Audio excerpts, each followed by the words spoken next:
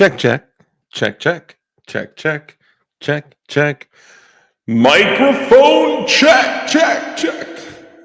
Ladies and gentlemen, good evening, and thank you for joining us for a very energetic stream. And this will be a light, casual conversation, nothing too crazy. Just keeping it low key. But want to go ahead and first congratulate your boy. Of course, it's ADXR 920. I thought it was going to be Toy Town, but hey, we got to toggle first place here and there. So ADXR 920, congratulations for being first, my friend. You, sir, deserve one crisp high five. Congratulations. And oh my goodness, look at this. We have a new channel member. I just started. Hold on, where is it? Hey, Barton Fink, new channel member. Congratulations, my friend. Welcome to the Glowy Squad.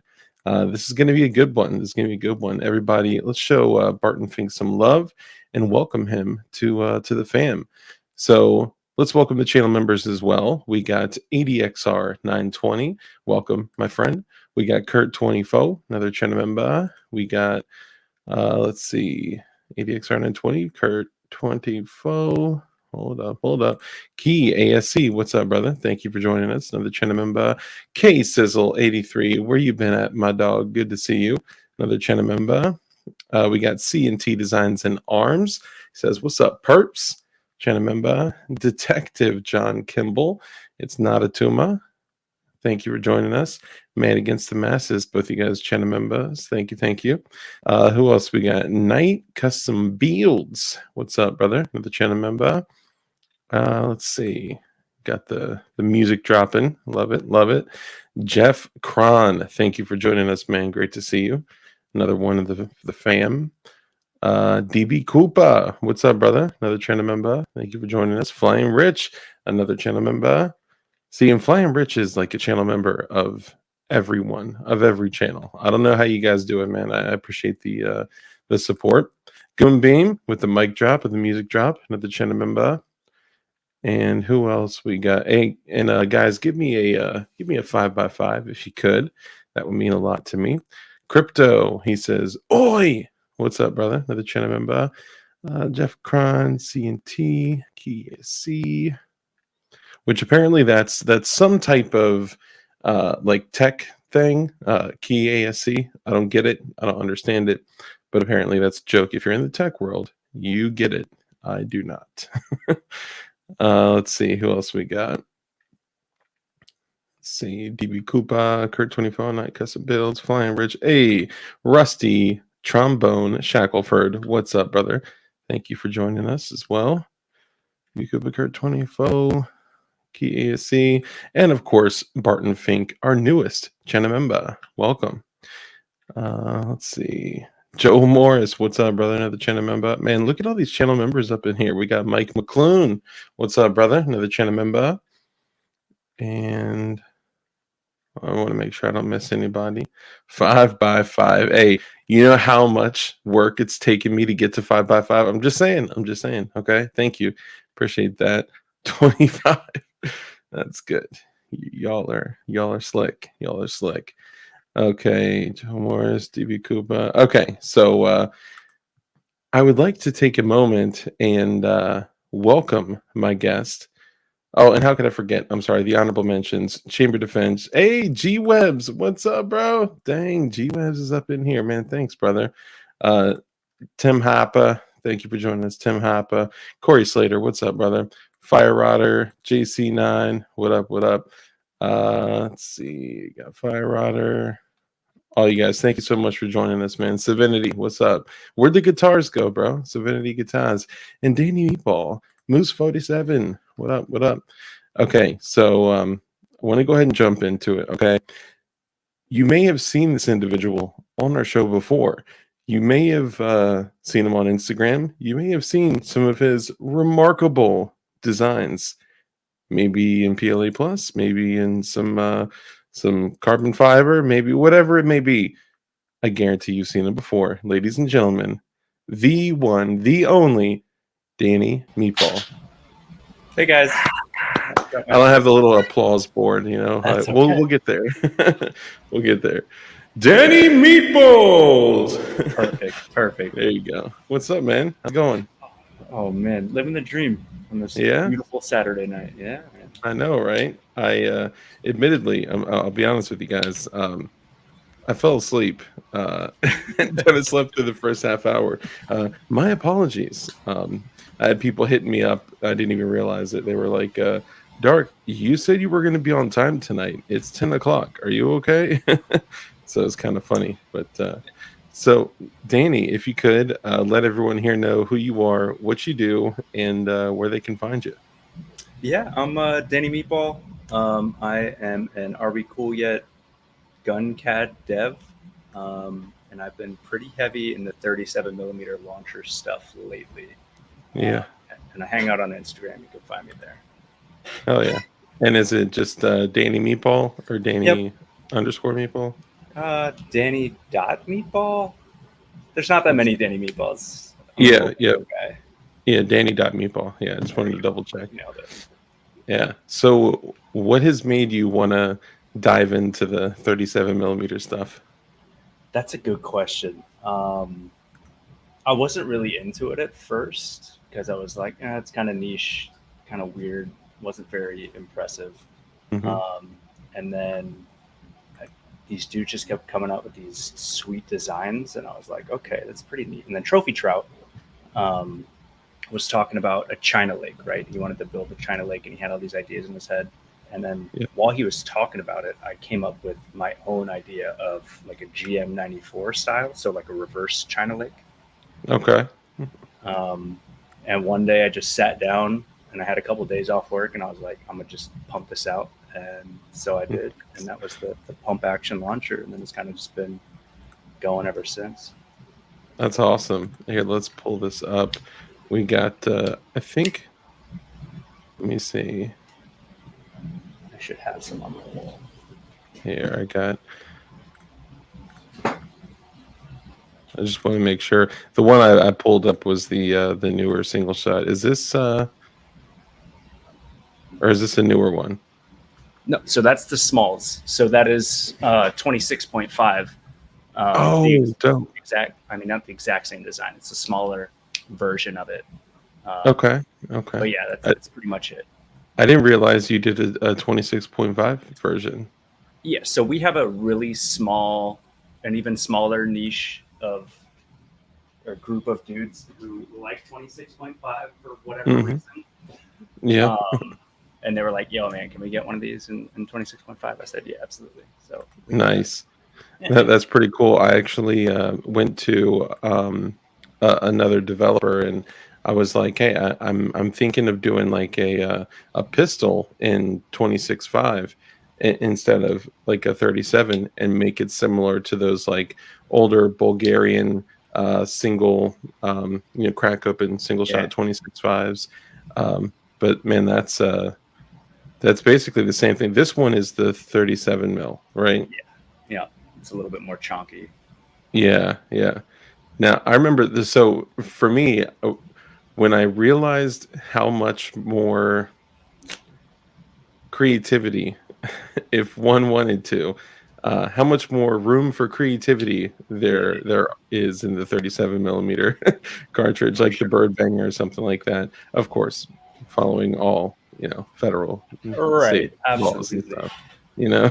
But I was like, whoa, this, if there were no, restrictions, there's a lot of room for creativity here. Now explain this design for the folks that maybe have not been following you. And I'll actually pull up this, I think you had a CAD on here. Oh, there's the drummy. Sorry, any launcher stuff past those. No? Okay, maybe I missed it. You're talking about the video? I think this was it here. So that's a super early version. So basically it's top loaded. If you're familiar with the Russian GM94, if not, you can definitely Google it and check it out. So they have shotguns in the same design where the tube magazine is up top. And basically that red piece right there is kind of like a pusher arm. Mm-hmm. And then there's little cam things on the barrel retainer, and as you pump it forward, it actuates that pusher arm and it pushes the round down, and then you pretty much slide the barrel over the round. Nice. And it's a lot simpler than trying to redesign a like elevator mechanism on like a China Lake or a pump action or a pump action shotgun. Yeah. This is gravity induced as opposed to using the reverse, Right. something to elevate it up to the barrel. Yeah. And then once the top portion, once the cartridge is spent, then the first action of opening the breech will kick out the empty and then kick down the next round, right? Right. So there's no extractor, there's no ejector, there's no like small complicated bits. It's super simple and it works. And this is all except for the hardware, kid. This is all 3D printed, right? Right. And so that's another thing I really like about the launcher scene is that um, I mean some of the engineering challenges, I guess, they're not necessarily like engineering challenges are I mean fun, and it's Mm-hmm. all like from scratch, right? So that's a fence post that we're using. It's just threaded rods that are some in there for strength, some linear rods to make it move real smooth, springs and bolts and stuff. But there's not a single gun part in this. Dude, that's incredible. And where are the hardware kits currently available? INMC, which stands for in Minecraft, has parts kits, and then Deadhead Parts, I believe, has the Send Cut Send parts as well, and I think they're working on some of the entire parts kits. Nice. Flying Rich asks, wait, it won't work in zero gravity? So it will work in zero gravity. So gravity just helps, right? It helps get things out of the way, but that pusher arm moves with some force to get those things out. Yeah, just gravity assisted. I may have not explained that correctly, guys. 37 millimeter, go check the bloop tube. Bloop. Yeah. Let's see what I missed. Sorry, guys. GP25. Yep. Anyone else get in on some PC? Nope. Sorry. Sorry, I was just making sure I didn't miss anything. Yeah, so this has evolved quite a bit. I know I'm pulling up some older stuff, but I just kind of wanted to give an idea for folks. Dang, that thing is fire! Look at that little guy. Bro, that's one of my early ones. I started printing in carbon fiber nylon or glass filled nylon now. Yeah, dude, they look so good. Dude, I would love to see it, man. I'm admittedly I've not gotten into nylons. I'm just just dragging ass. I should. Um, that's me talking to you. Oh, and this has the ACR stock brace It's a on stock, it. so we can have stocks on here because it's not a weapon, right? Yeah. So we work in a really weird gray area, an ATF gray area when it comes to signaling devices, not launchers. We don't call them launchers. So we can have stocks on them. Obviously, specific payloads that we're allowed to have. From my understanding, we're allowed to conceptualize payloads and fusing and stuff like that. And then I guess when the world ends or the apocalypse happens, then we can do whatever we want because there will be no do laws, whatever we want. Right. Have you tried, and for a payload, have you tried anything like a potassium nitrate, like a magnesium sulfur mix, or just gunpowder mostly? I haven't made any bird bangers. I was working on a lot of smoke rounds, so potassium nitrate and sugar, or KNO3 and sugar, which work pretty well. But I don't have a lot of land where I can shoot stuff that explode. So Gotcha. I leave a lot of that up to my alpha testers and the other launcher guys. So I got to be honest. I've been really tempted to. I've tested out a few bird bangers, and I've always just used like Pyrodex or something like that. Yeah. But I've been really tempted to, for the payload, do like a flash powder um, mix of some sort, and my mind starts wandering on like all the things that I could possibly do with, you know, things that I should, just creative things. But mostly I've just used Pyrodex. Of course, like you mentioned, for smoke and signaling stuff, KNO3 and sugar. Whether if anyone out there is using like stump remover or whatever way they get potassium nitrate, you can also just order like shit like that off of eBay too. It's very available. Yeah, you can get it on pyro supplies as well. So there's a community that makes their own fireworks, and you can just buy supplies from them. Yep. They're a little vigilant on what you're putting in your cart. Like they will cancel your order and be like, you can't buy this. So like aluminum, like flash powder, if you're making flash powder or Armstrong's mix, like that throws flags up. So you can't buy those together. That's not saying you can't buy the chemical from them and the aluminum from like, I don't know, Amazon. Not that I'm saying you should do that, but it's possible. Nor is it's not illegal either. So that's interesting. So if you're getting like the ingredients for flash powder, they may be like, like that's a no-go. You just have to go to different places. Yeah, basically. Yeah. So what I did kind of early into this is I had to go. It's actually pretty interesting of like how difficult it is to get like regular green cannon fuse. And I actually found some really cool 1/2 inch. It's a 1 second per 1 inch, 1/2 inch, like old school, like World War II style fuse. It's less effective with stuff like this, but you can use it for fireworks and stuff like that. Yeah. Which is one thing that I love to do. I don't know if have you seen any of the videos where I blew up stuff in the past? Okay, maybe I'll grab a couple okay. videos and share them while we're on tonight. But yeah, basically, I just kind of got curious about this stuff, and I started kind of making my own like fireworks at home, and started with Pyrodex, then started messing with flash powder, and it's a blast, man. It will. Your neighbors will get curious. I'll just say that.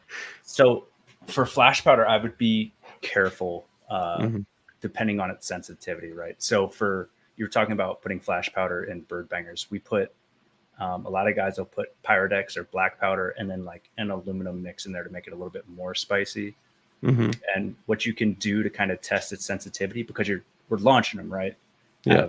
You're using an explosion to get them somewhere, especially with the newer rounds that we have. Getting like 600 feet per second. So that's a lot of like shockwave to be sending into this round. So what kind of lift charge are you using? So we are using, I have some floating around here. So Mathematics developed a high-low system, which is kind of like a traditional M203. Mm-hmm. And basically, if you can see in here, that's a bolt. And then, hopefully it'll focus. And then you drill it out, and then we're using 38 blanks. And we're putting okay. Kind of like that. And then we have a burst disc, which is pretty much a tin can that we cut out, and there's little holes that are drilled around the circumference of this bolt. And what that allows is the smokeless powder to build up enough pressure and have a good burn. Then it'll burst those discs, and the pressure will drop enough that it's kind of like a safer pressure in the barrel chamber area. Interesting. So obviously with using smokeless powder, we have a lot of options, burn rates, things like that. So we're doing some experimental stuff. And by I'm not testing any of this. This is all Mathematics. His crew, but he's doing the Lord's work when it comes to like progressing 37 millimeter Dude, Problem. that's pretty next level shit. Hey, what's up, 1776 Supply Co? Oh shit! What's up, homie? It's a great guest, huh? I know, right? Yes, Second we are. time. Second time's a charm. Um, so so there's the lift charge, there's the little kind of tin can cut piece, and there's holes in it to so does that increases pressure during the lift process, but kind of, I guess, relieves pressure as it exits the barrel? So it builds up pressure in the bolt, in that little bolt itself, until it's enough to punch through the tin can and go through those holes that are drilled in the bolt. So super Oh, high okay. pressure in the bolt, and then it drops immediately to a low pressure because it has the whole case to kind of spread that pressure out. That's why it's called a high-low system. Okay. Okay. That's interesting. Because I was thinking of like, how could I use something like like the flash or something like that to in the payload and not have it blow up in the in the gun. Now, granted, I'm Right. using like an all steel 37 millimeter, so I'm not using a printed one, but I don't want the payload to blow up in my hand. So, um, so with flash powder, it's you got to figure out how sensitive it is, right? And Yeah. I don't know like the calculations of like this will blow up if we shoot it with one of these fancy charges or not. But at work, when we have homemade explosives, we have a couple of sensitivity tests we can do: a burn test, um, a shock test, and a friction test. And I think the Mm. shock test would obviously be relevant to this. So you take a small amount of your explosive and you put it on a flat concrete surface and you smack it with a hammer. Yep. Yeah. And depending on how hard you have to smack it is how sensitive it is to shock, right? So you can Mm. compare something that's like super safe, super safe. So like tannerite is Mhm. relatively not sensitive, right? Yeah, pretty stable. So you can probably hit that with a hammer pretty hard, or pyrodex or whatever. If you hit flash powder with a hammer, it may or may not, depending on your mix, pop. Yeah. Be allowed to pop. Yeah, I'm not sure. I'm sure there's some catastrophic mixture out there. So, guys, if you are out there messing with stuff like this, just be super cautious. Do more research than you do testing. You You can't be know. safe enough when it comes to messing with explosives. Yeah, I would also like to say that I do still have all 10 fingers, and but I did have an accident, and so hold on real quick. Or was it Kurt 24? So Kurt 24 says DLD After Dark. The best was when Danny was on last time, and you learned what he did and got giddy like a schoolgirl or like a little kid. You want to share what he's talking about? Yeah. So you brought me on last time to just talk about 3D printing, right? Yep, Is that what yep, it was? Yeah. yep. And then we were just talking about, I guess, my personal life, and we learned that I was a bomb tech for the military, and then we just kind of went down that whole rabbit hole of explosives and energetics and stuff. Yeah, Good I time. was like, hold on, you do what? I was so excited because it's so rare. Like most of the shit that I've done is just like research and learning and trying to understand. And there's such like, if you don't have the mind of a chemist and chemistry and like and mathematics, this is extremely dangerous shit to get into. Yeah. And meeting somebody that like you're like, yeah, I just have like C4 and stuff and a PETG tube and friction. But I'm like, oh my God, that's like the stuff I've always been curious about. Yeah. Like the friction detonator of that has a little bit of PETG that basically shoots it down like a hollow tube to charge like a number 10 blasting cap to blow. I'm like, okay, how, knowing that like in World War II there was just factories with a bunch of chicks that were just like cranking out like comp B, Yeah. grenades and shit. I'm like, okay, how do I do that? Just curious about it. Some of the shit you see is crazy. But talking about like knowing math and chemistry, even like us in my career field, we don't have that like scientific level of explosives. It's more of like a threat assessment, public safety style thing. We'll go Mm-hmm. to schools. We go to like it's Lano Los Alamos National Lab. They have a homemade explosives course. And What? literally everybody teaching that course has a doctorates in explosives. You're just with a bunch of scientists teaching you how to like synthesize shit. And they know all the chemistry. Those dudes are fucking geniuses. So that's the shit that. So when I was referring to that, when people are synthesizing shit themselves, you gotta understand on a whole nother level. And like that's way outside of my realm. Like I can understand some things. Like we talked about synthesizing RDX from hexamine tablets, right? And Mm-hmm. RDX was one of the high explosives that completely changed like the world. It changed the outcome of World War II, right? This was 1895 or so when it was created, and not only did that change, the outcome of the next half a century, but they changed how they synthesized it, and they because there's a way that you synthesize it from like hexamine, for an example, which those little fuel tablets that you Mm-hmm. guys see from like for cooking and like little camping stoves and shit like that. There's a way that you can synthesize hexamine to create RDX, and they were essentially doing that to make uh, explosives, high explosives for the U.S. But they were getting a lot of water, and they were getting a lot of what is this shit called? I got to look there, but it was basically diluting the RDX, and it was making the hydrochloric acid like you couldn't reuse it, right? You couldn't capture it and then reuse it. So the manufacturing of it was more expensive. And then they realized that there was another way to synthesize it where you could. Um, I don't know how much information I should give here, but basically, if you use yeah, maybe I shouldn't get this specific, but there were a couple other chemicals that you can use that would.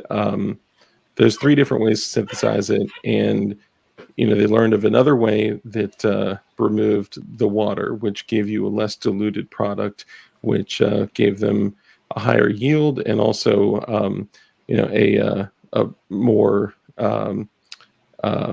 meters per second charge and shit like that. And then there's a third way that they like completely changed the game, and they could create like one. I'm totally speaking out of like my specialty here, but they could for one atom of hexamine, they could create like 4 times the yield of RDX from it. I just don't know if I want to say the chemicals. You guys can all find the information if you want to lawfully test stuff like that. Your chat's getting real spicy about some HMEs. They're talking about methyl ethyl ketone peroxide. Oh yeah, there we go. TAT-P, which is always a fun one. So you talked about science and like it being out of your realm. Some of this stuff is, and I don't know if I should say this, but I will. It's stupid easy to make. Dangerous. Yeah. Very dangerous. Chat, Mhm. please. So dangerous. Yeah. But it is like ridiculously easy to make, which is why terrorists make it. Let me see. Hold on. Damn gifting squad and strong tonight. Oh, hold on. Did somebody gift memberships? No way. Did I? 920 and Kurt 24. Now there's a bunch. Damn, both of you guys. So it's not. I'm And sorry, Mike guys. McClune, he started it. Oh my God, guys, you guys are fucking awesome. See, and this is one of the challenges, guys. You start. Sorry, let me change this. Holy moly. Okay. So Mike McClune gifted 10 memberships. Holy shit. So Mike McClune gifted 10 memberships, and Kurt24 gifted 5 memberships, and ADXR920 gifted 5 memberships. Guys, holy shit. Like every single person in chat is a channel member. That's incredible. So some of you guys know that StreamYard doesn't show me that on the chat, so I actually have to look on the YouTube chat for it to actually show me that stuff. So I apologize about that, but I'm also very grateful. So thank you, ADXR920, Kurt24, and damn Mike McClune with the 10. That's crazy. I guess they love learning about explosives. Hell yeah. Yeah. Hey, Shauna.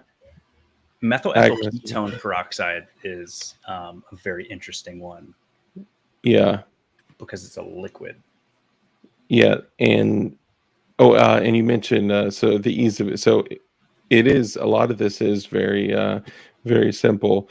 And as a matter of fact, it's so simple that you could just get like, literal step by step, like what you need to synthesize RDX, and then you can get like synthesis procedure, step 1, like, stuff like that. And then, why not? I may as well show the last one, synthesis procedure, part 2.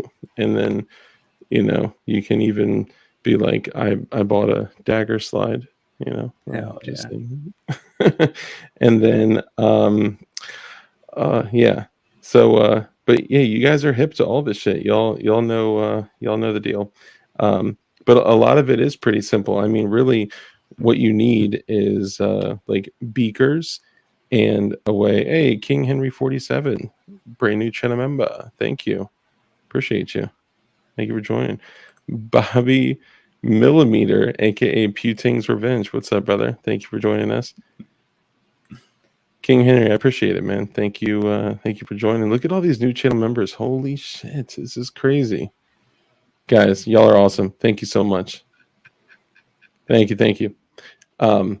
So yeah, a lot of it can be like super simple.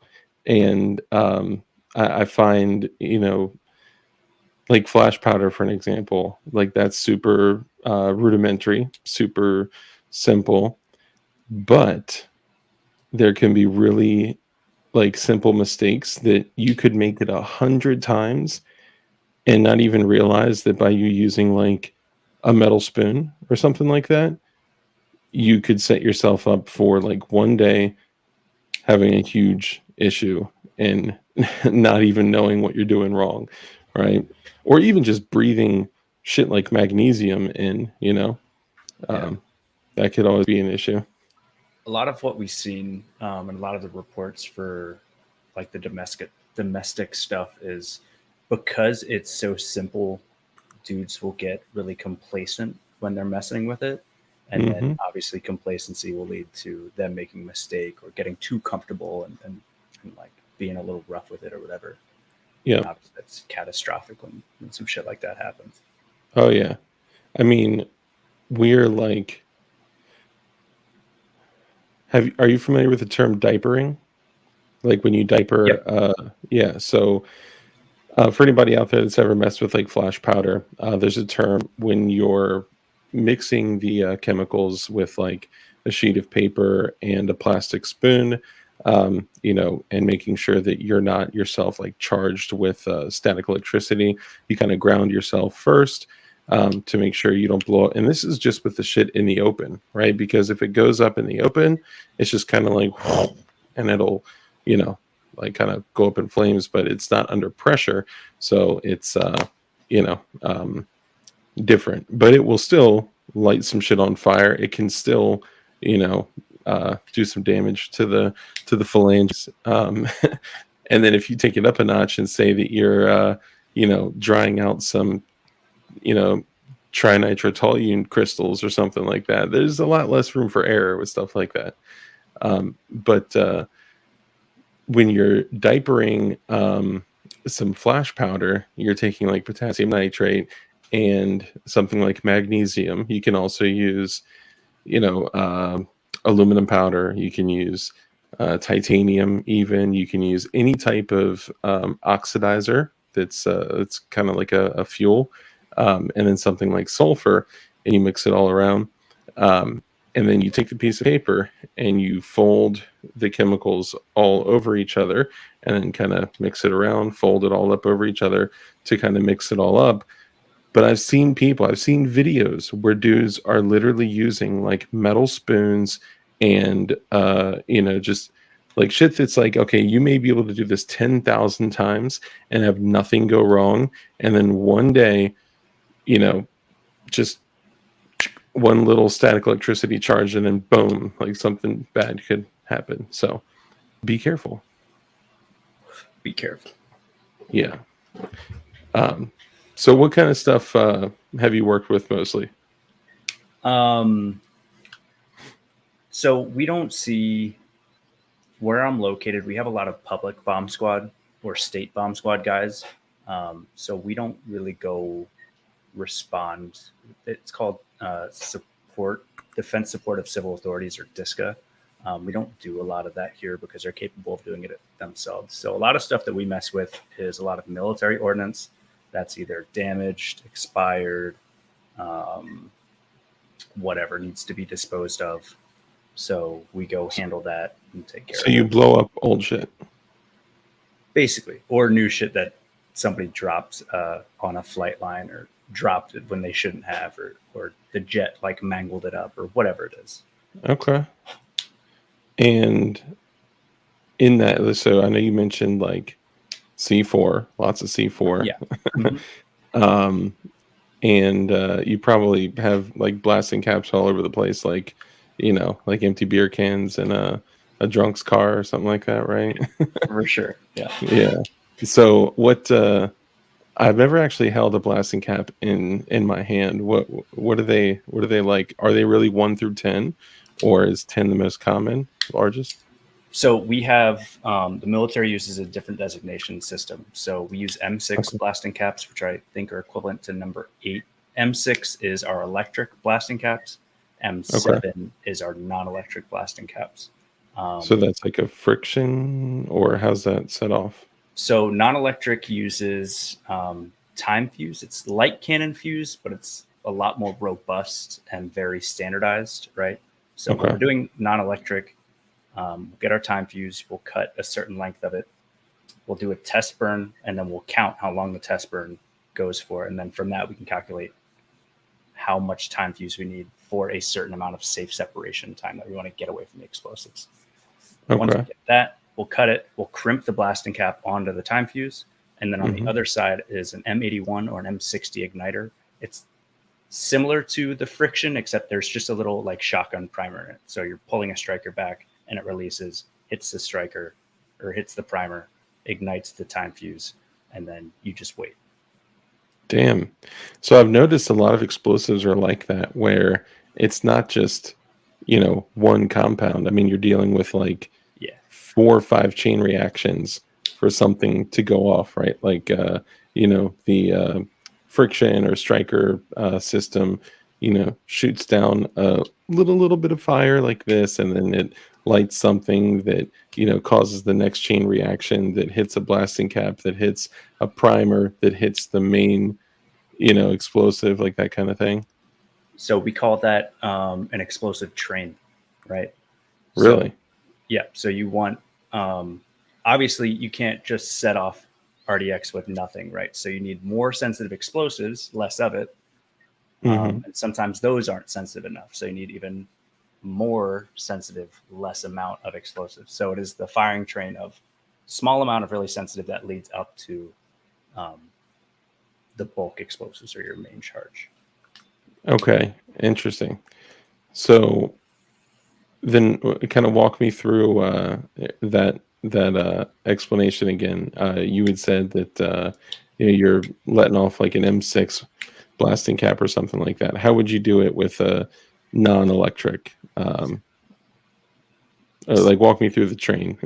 So the non-electric's even simpler. So it just uses It's literally just a blasting cap with wires coming out of the back. And then what's connecting those two wires is a super, super thin wire. So we just apply an electrical charge to that super thin wire, which is embedded in like a primary, like lead stephanate or lead azide, or like a military or commercial grade super sensitive primary, just a tiny amount. And then the heating up of that wire initiates that, which initiates a second primary. And then I think the rest of the blasting cap is RDX. Okay. And then that could set off like Comp B or Compound 4 or whatever it is on the end of it. Yep. Could an M6 set off like a Compound 4 or Simtex or something like that? Yeah, you can prime straight into C4. We call it priming when you put a blasting cap into whatever. Yeah. It's cap sensitive. Absolutely. Damn. That's crazy. Sorry. Yeah, I find all this fascinating. I'm trying to see it, you know. So Print Bunny, what's up? Good to see you. What gets weird is when we get into insensitive explosives and extremely insensitive explosives. Yeah. So the military is making a big push for IHE, is what they call it, insensitive high explosives. Okay. And that stuff is really shitty for an EOD technician because you can't just set it off with a block of C4. C4 doesn't have the velocity and pressures alone to set off IHE. Okay. So the way they set it off in a bomb is the fuse has the same firing train, except that it's just more of a firing train. And the booster to boost the bomb is a unique explosive to be able to initiate IHE. So something like have you heard of something like CL20? We were talking about CL20 last time we were on.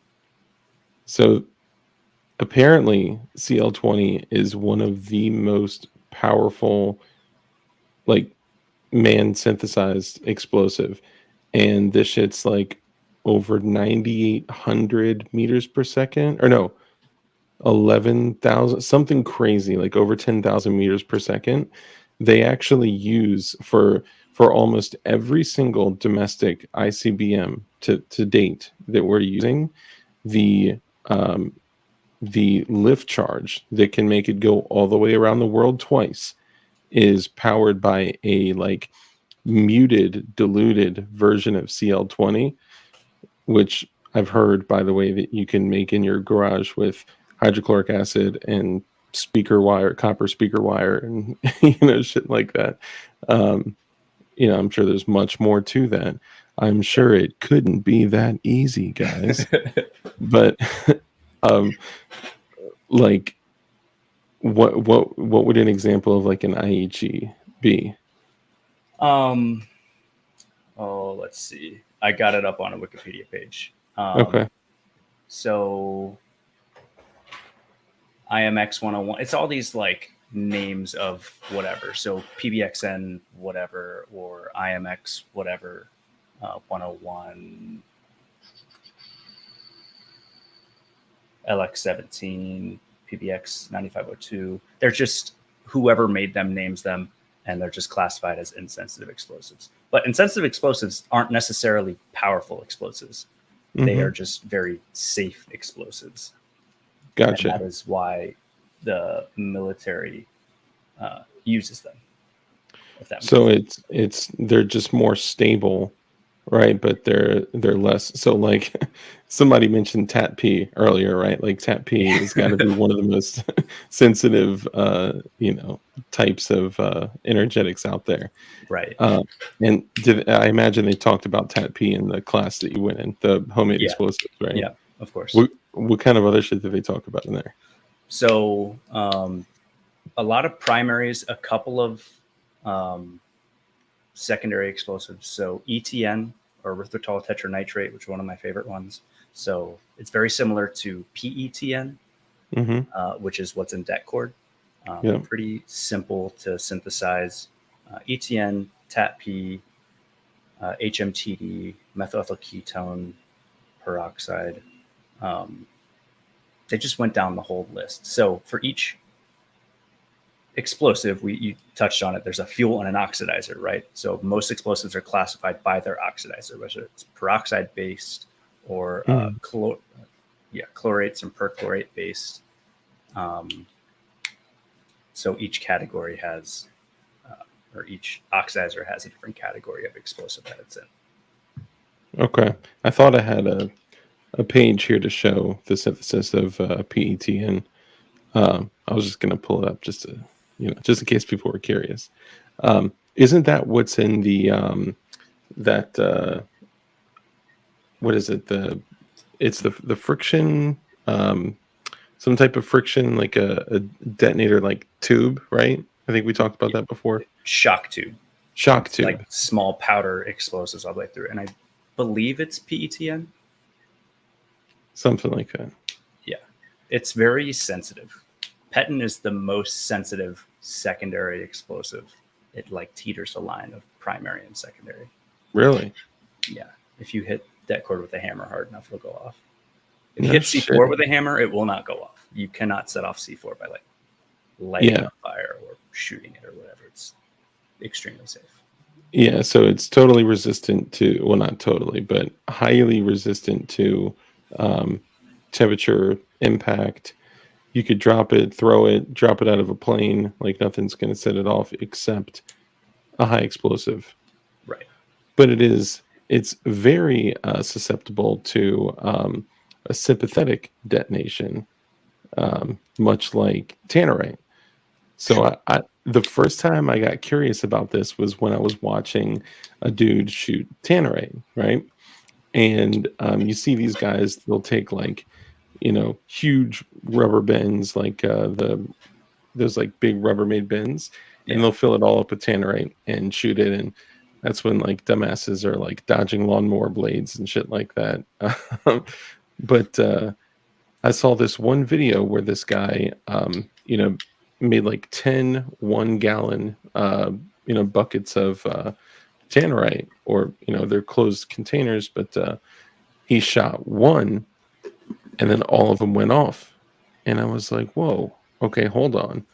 So if that can happen, then any other charge that was similar to the meters per second of tannerite, you could probably use to set off like the ammonium nitrate aluminum combination. And that kind of got me like curious into all of this shit. So something like that, I'm sure any explosion that's close to M6 or up to a number 10 blasting cap would cause a sympathetic detonation for something like C4 to go off. Yes, but it's not that simple of it. There are explosive effects. Is such a complicated, convoluted subject, right? Even the doctorates in this stuff are still like studying explosive effects, and that's how the shockwave of an explosive moves throughout space, how it reflects off of rocks on the ground or walls or buildings or whatever. You can set up an explosion somewhere over there, and the contour of the earth can like amplify that shockwave coming towards you or going towards a building. You can damage a building or whatever it is. Like it's very, very weird. It's like fluid dynamics with high science and all this other bullshit. Dude, that's nuts. Okay, hold on. People in the chat are saying, Dark, look what Coop just did. Hold on. Oh my God, C&T Designs just gifted 5 channel memberships. Holy shit, you guys.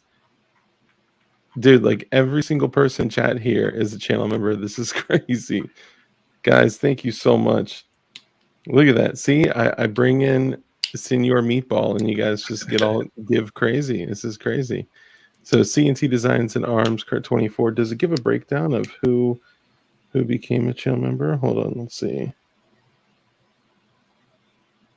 So Andy Lipsco. Oh, it's not giving me a list.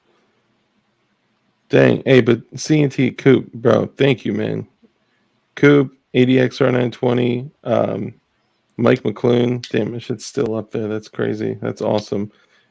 and Kurt24, man, you guys are awesome, man. I love all y'all. I guess you guys really enjoy talking about explosives. This is awesome. Hell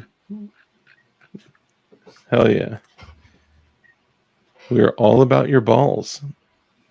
I'm not sure what that means, but thank you. Stormson, what's up, brother? Good to see you, man.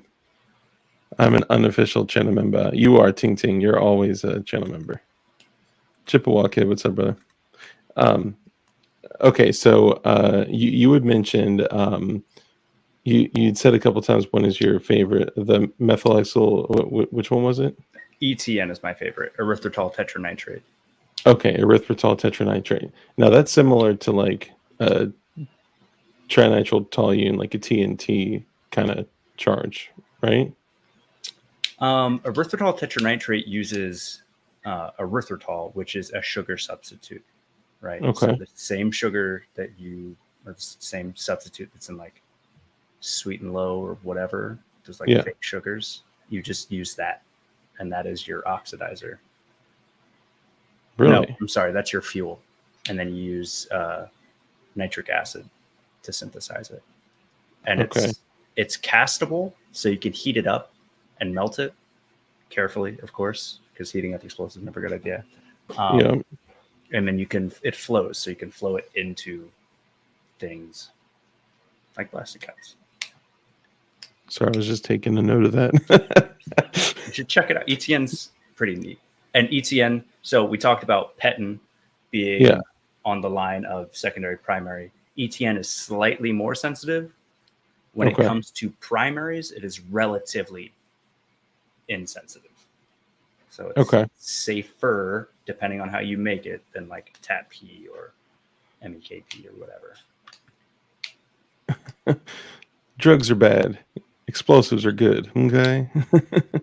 Yeah. Somebody else said something. What if I have cleaning products you can't go without? Okay. So this is kind of interesting. So in looking into this and kind of exploring like some very rudimentary shit, you start to kind of see like, wow, there's some really low level shit that you would literally find under the kitchen sink that could be pretty combustible, and some actually could be like lethal gases. So don't fuck around with any of this shit. No, don't be stupid. But in just a conversation about educating ourselves on stuff like this, and don't take any advice from any of us. Just go do your own research, or don't either, or two, or whatever. But if you were to let me not say that. If one were to look into things like .3 brake fluid and chlorine tablets, like the dry chlorine tablets, and if one were to dump something like that in a small pressurized like can, that can actually be pretty detrimental. Very, very low grade, very low meters per second. It's similar to like toilet bowl cleaner with hydrochloric acid and aluminum, right? And then that in a container. Those still go boom. Those still go bang. But what are some just like random chemicals or something you can think of? Have you looked into any of that at all? Yeah, that was one of our homework assignments at our HME school, was to like go out to the hardware store, like the grocery store, and like, here's your explosive. You got to go find all the stuff in the grocery store to go. What? Yeah. That's crazy. I'll tell you that there are probably 70 to 80%, especially of the peroxide-based explosives, you can make probably with shit you have in your house right now. Yeah. We'll talk about acids, right? So sulfuric acid, super common acid, and it's used. Acids in HMEs are used as a catalyst, right? So a natural TAT-P is made from 2 ingredients and acid, right? So you mix the 2 ingredients and it just makes TAT-P, right? That is it. you mix one ingredient with the other, and TAP P is naturally going to be made. It's slow though. So when you add an acid as a catalyst, it rapidly increases that chemical reaction, right? So the acid a lot of people like to use is sulfuric acid because it's so common. So drain cleaners are not all drain cleaners are sulfuric acid, so don't just go grab a random ass drain cleaner. Most of the sulfuric acid drain cleaners that you'll find have a separate like plastic wrap around them in the store. That's usually how you know that it is a sulfuric acid based drain cleaner versus like lye or something like that. Yeah, I've noticed a lot of companies have tried to get away from using like sulfuric acid or like toilet bowl cleaner with hydrochloric acid, similar to those old cold packets that used to Yes. pop, and it was pure calcium ammonium nitrate and a little packet of water. So if you So just cut it open and take take the little water packet out, you have ammonium nitrate. So those used to be just ammonium nitrate, and they switched to calcium ammonium nitrate, which a little hint is calcium ammonium nitrate. The calcium is just a coating on the outside. So if you crush it up, you can access the raw ammonium nitrate on the inside. You'll have some calcium. There's a way to dissolve the calcium off the ammonium nitrate. It's not necessarily necessary. Yeah, I've seen a lot of dudes, just dump in the coated ammonium nitrate with aluminum powder, and it still reacts similar to how what's the brand name? Tannerite. Tannerite. Yeah. Sorry, I'm sitting here talking about chemicals. I'm like, what's that brand name? But there's you mentioned something, so like the TAP P and having to like wash it and rinse it. So in the process of synthesizing RDX from hexamine, once the RDX crystals are synthesized, you have RDX at that moment. But if you do a wash of the crystals with cold water, and then you do a second wash of the crystals with boiling water, and then you can literally just let it sit out and air dry, you have a very, very stable and a very powerful high explosive that washing away the hydrochloric acid basically, gives you more of a powerful explosive. It's kind of crazy. And I've never done this for anybody watching, for anybody. I've never done this.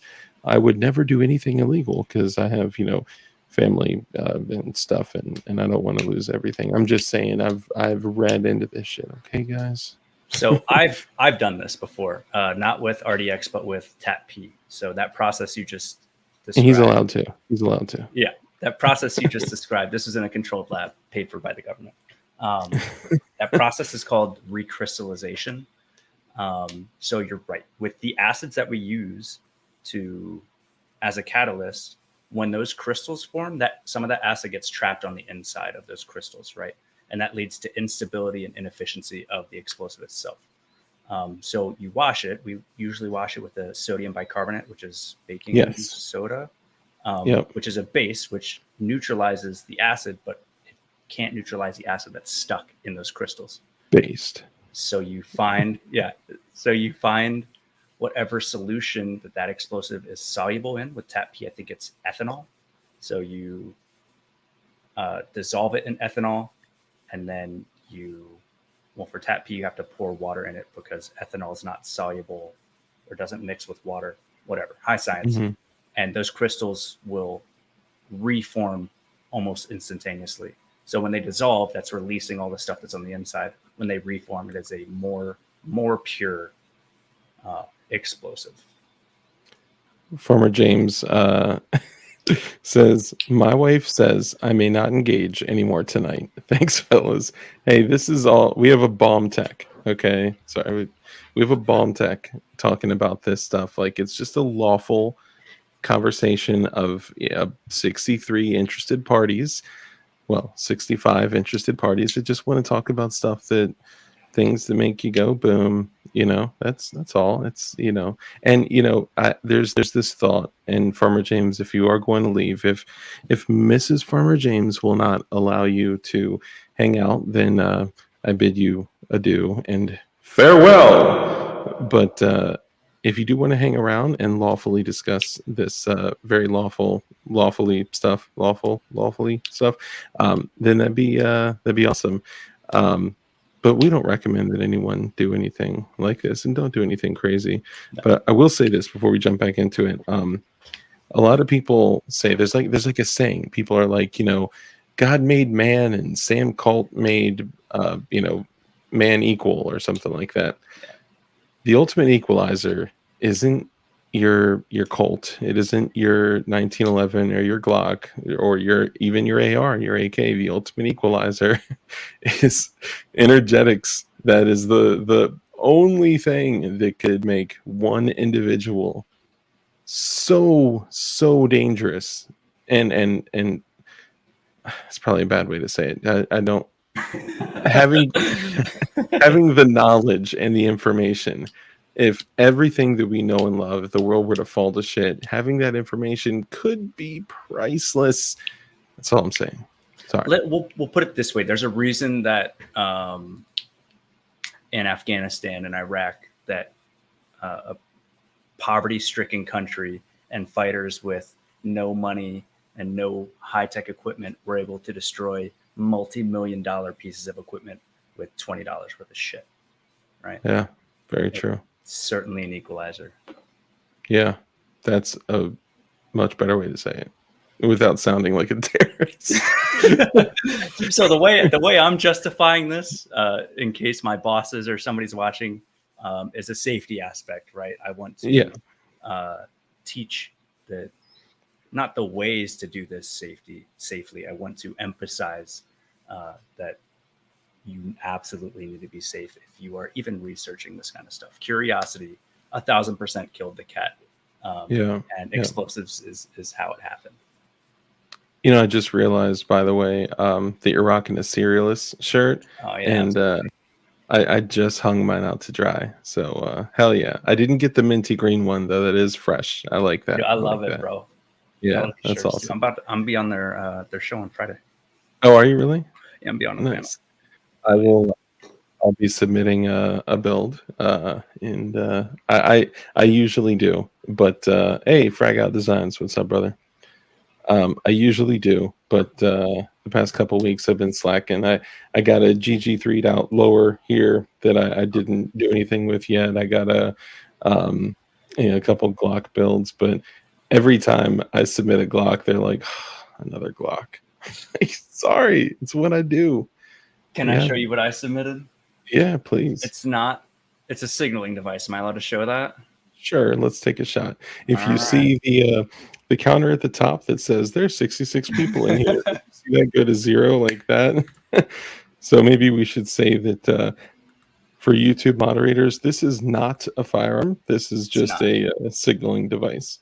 As per ATF laws. So it's a fireworks device. Oh, so yeah. This is it. This is a single shot signaling device. And what I like about this, again, this is the whole engineering aspect. Like you get to make really weird, neat shit. Yeah. So this is just an air hose quick disconnect right there. And that's its lockup mechanism. Dude, that's so sick. Like for like an air compressor, right? Yep. And then it's just bolts on the front and the back that hold those two pieces. And then our stock folds out. So we wanted to make it really compact. Yes. And there's the whole system. Bro. Now, that's a 37 millimeter, right? Yes. Yeah. Yeah. So 37 mil, guys. And now that is nearly 100% 3D printed, excluding the hardware, right? Right. Okay. So the reason there's hardware on it, and there's going to be a lot more hardware, it's going to be some custom cut stuff, is because with those fancy new rounds I was showing you and the experimental stuff, we're trying to get it to 1,000 feet per second, which is like 45 territory, right? Yeah, that's huge. Yeah. It was breaking all of our homemade launchers, right? The balls, the pump action one, it ripped it to shreds, the experimental shit he was doing. So this one, whether it breaks or not during the testing, we're just going to keep reinforcing it over and over and over again until it just doesn't break. So I've been tempted to build one. I haven't actually built one. I was chatting with IPS, and iPrint is a friend of the channel. We've had him on a bunch of times, and he helps run the Serialist show every Friday, 9 p.m. And he did a which one was one of like the first Aussie The TNG, yeah, TNG. Oh no, Thump and Grind. Thumping Grind, TNG. Yeah, that's right. TNG is the Thump and Grind. Yeah. And I was just like blown away, but I still haven't actually made one. I think that single shot that you just showed, I think I need to jump in and just do that shit. Where the hardware kits are available at the same places. It is still an alpha, so it's still being developed. Me and my team are testing it right now. So you probably need a tester still for. I mean, maybe I can absolutely send you some parts for it. Again, basic parts, just like M3, M4 bolts. Yeah, that's nothing crazy. So we use Send Cut Send. Are you familiar with Send Cut Send at all? Yeah. So we use a lot of Send Cut Send for stuff like this. So like the breech face, we want it to be metal so it can withstand a little bit more, whatever. That stock is going to be SCS. Yeah. So there's a couple of stock like that. Yeah. So this,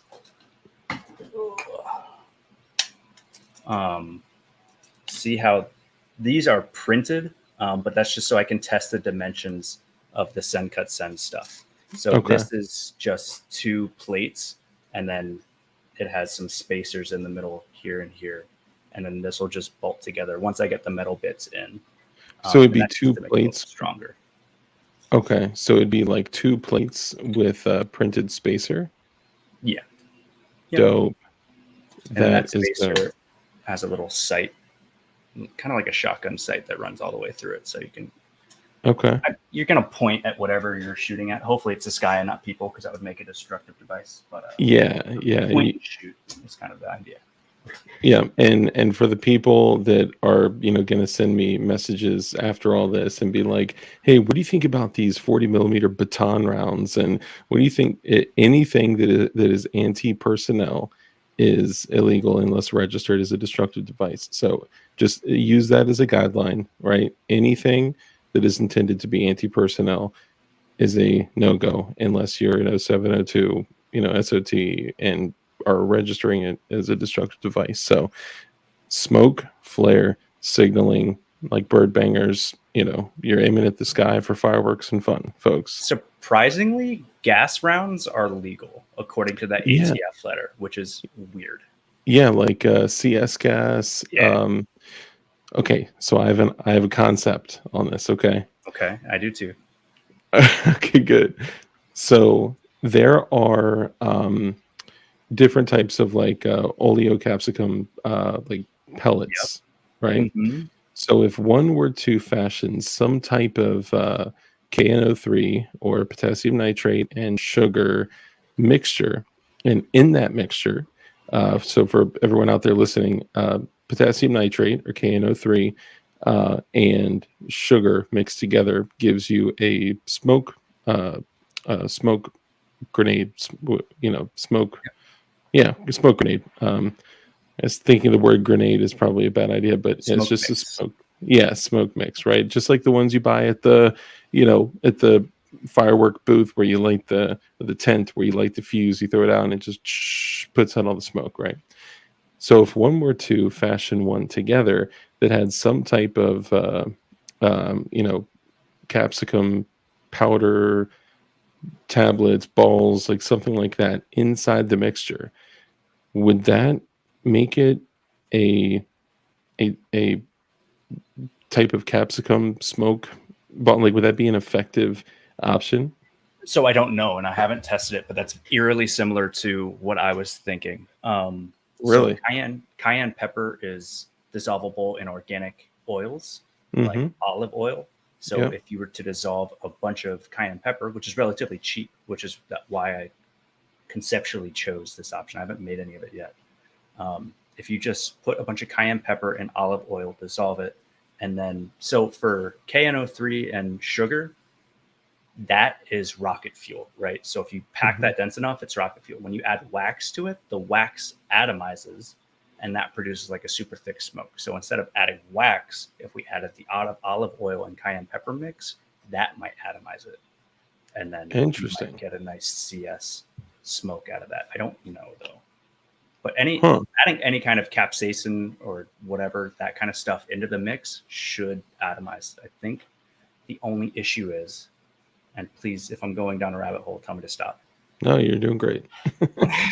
When it comes to like colored smokes, you use an organic dye compound, but you can't have the KNO3 sugar mixture burn too hot, or else it degrades that color, and it doesn't work. It doesn't. The color just degrades, and then I guess it turns gray or like a gross color. So what we don't want to do is have the burn go too much, and then degrade the capsaicin in whatever form that it's in. Okay, that makes sense. Wild Weasel, thank you for the 556 super chat. He says, "What careers are available to civilians, and what class majors would facilitate learning these things in a professional manner? By the way, the stream be glowing." Yes. So civilians, you can get an explosive engineering degree.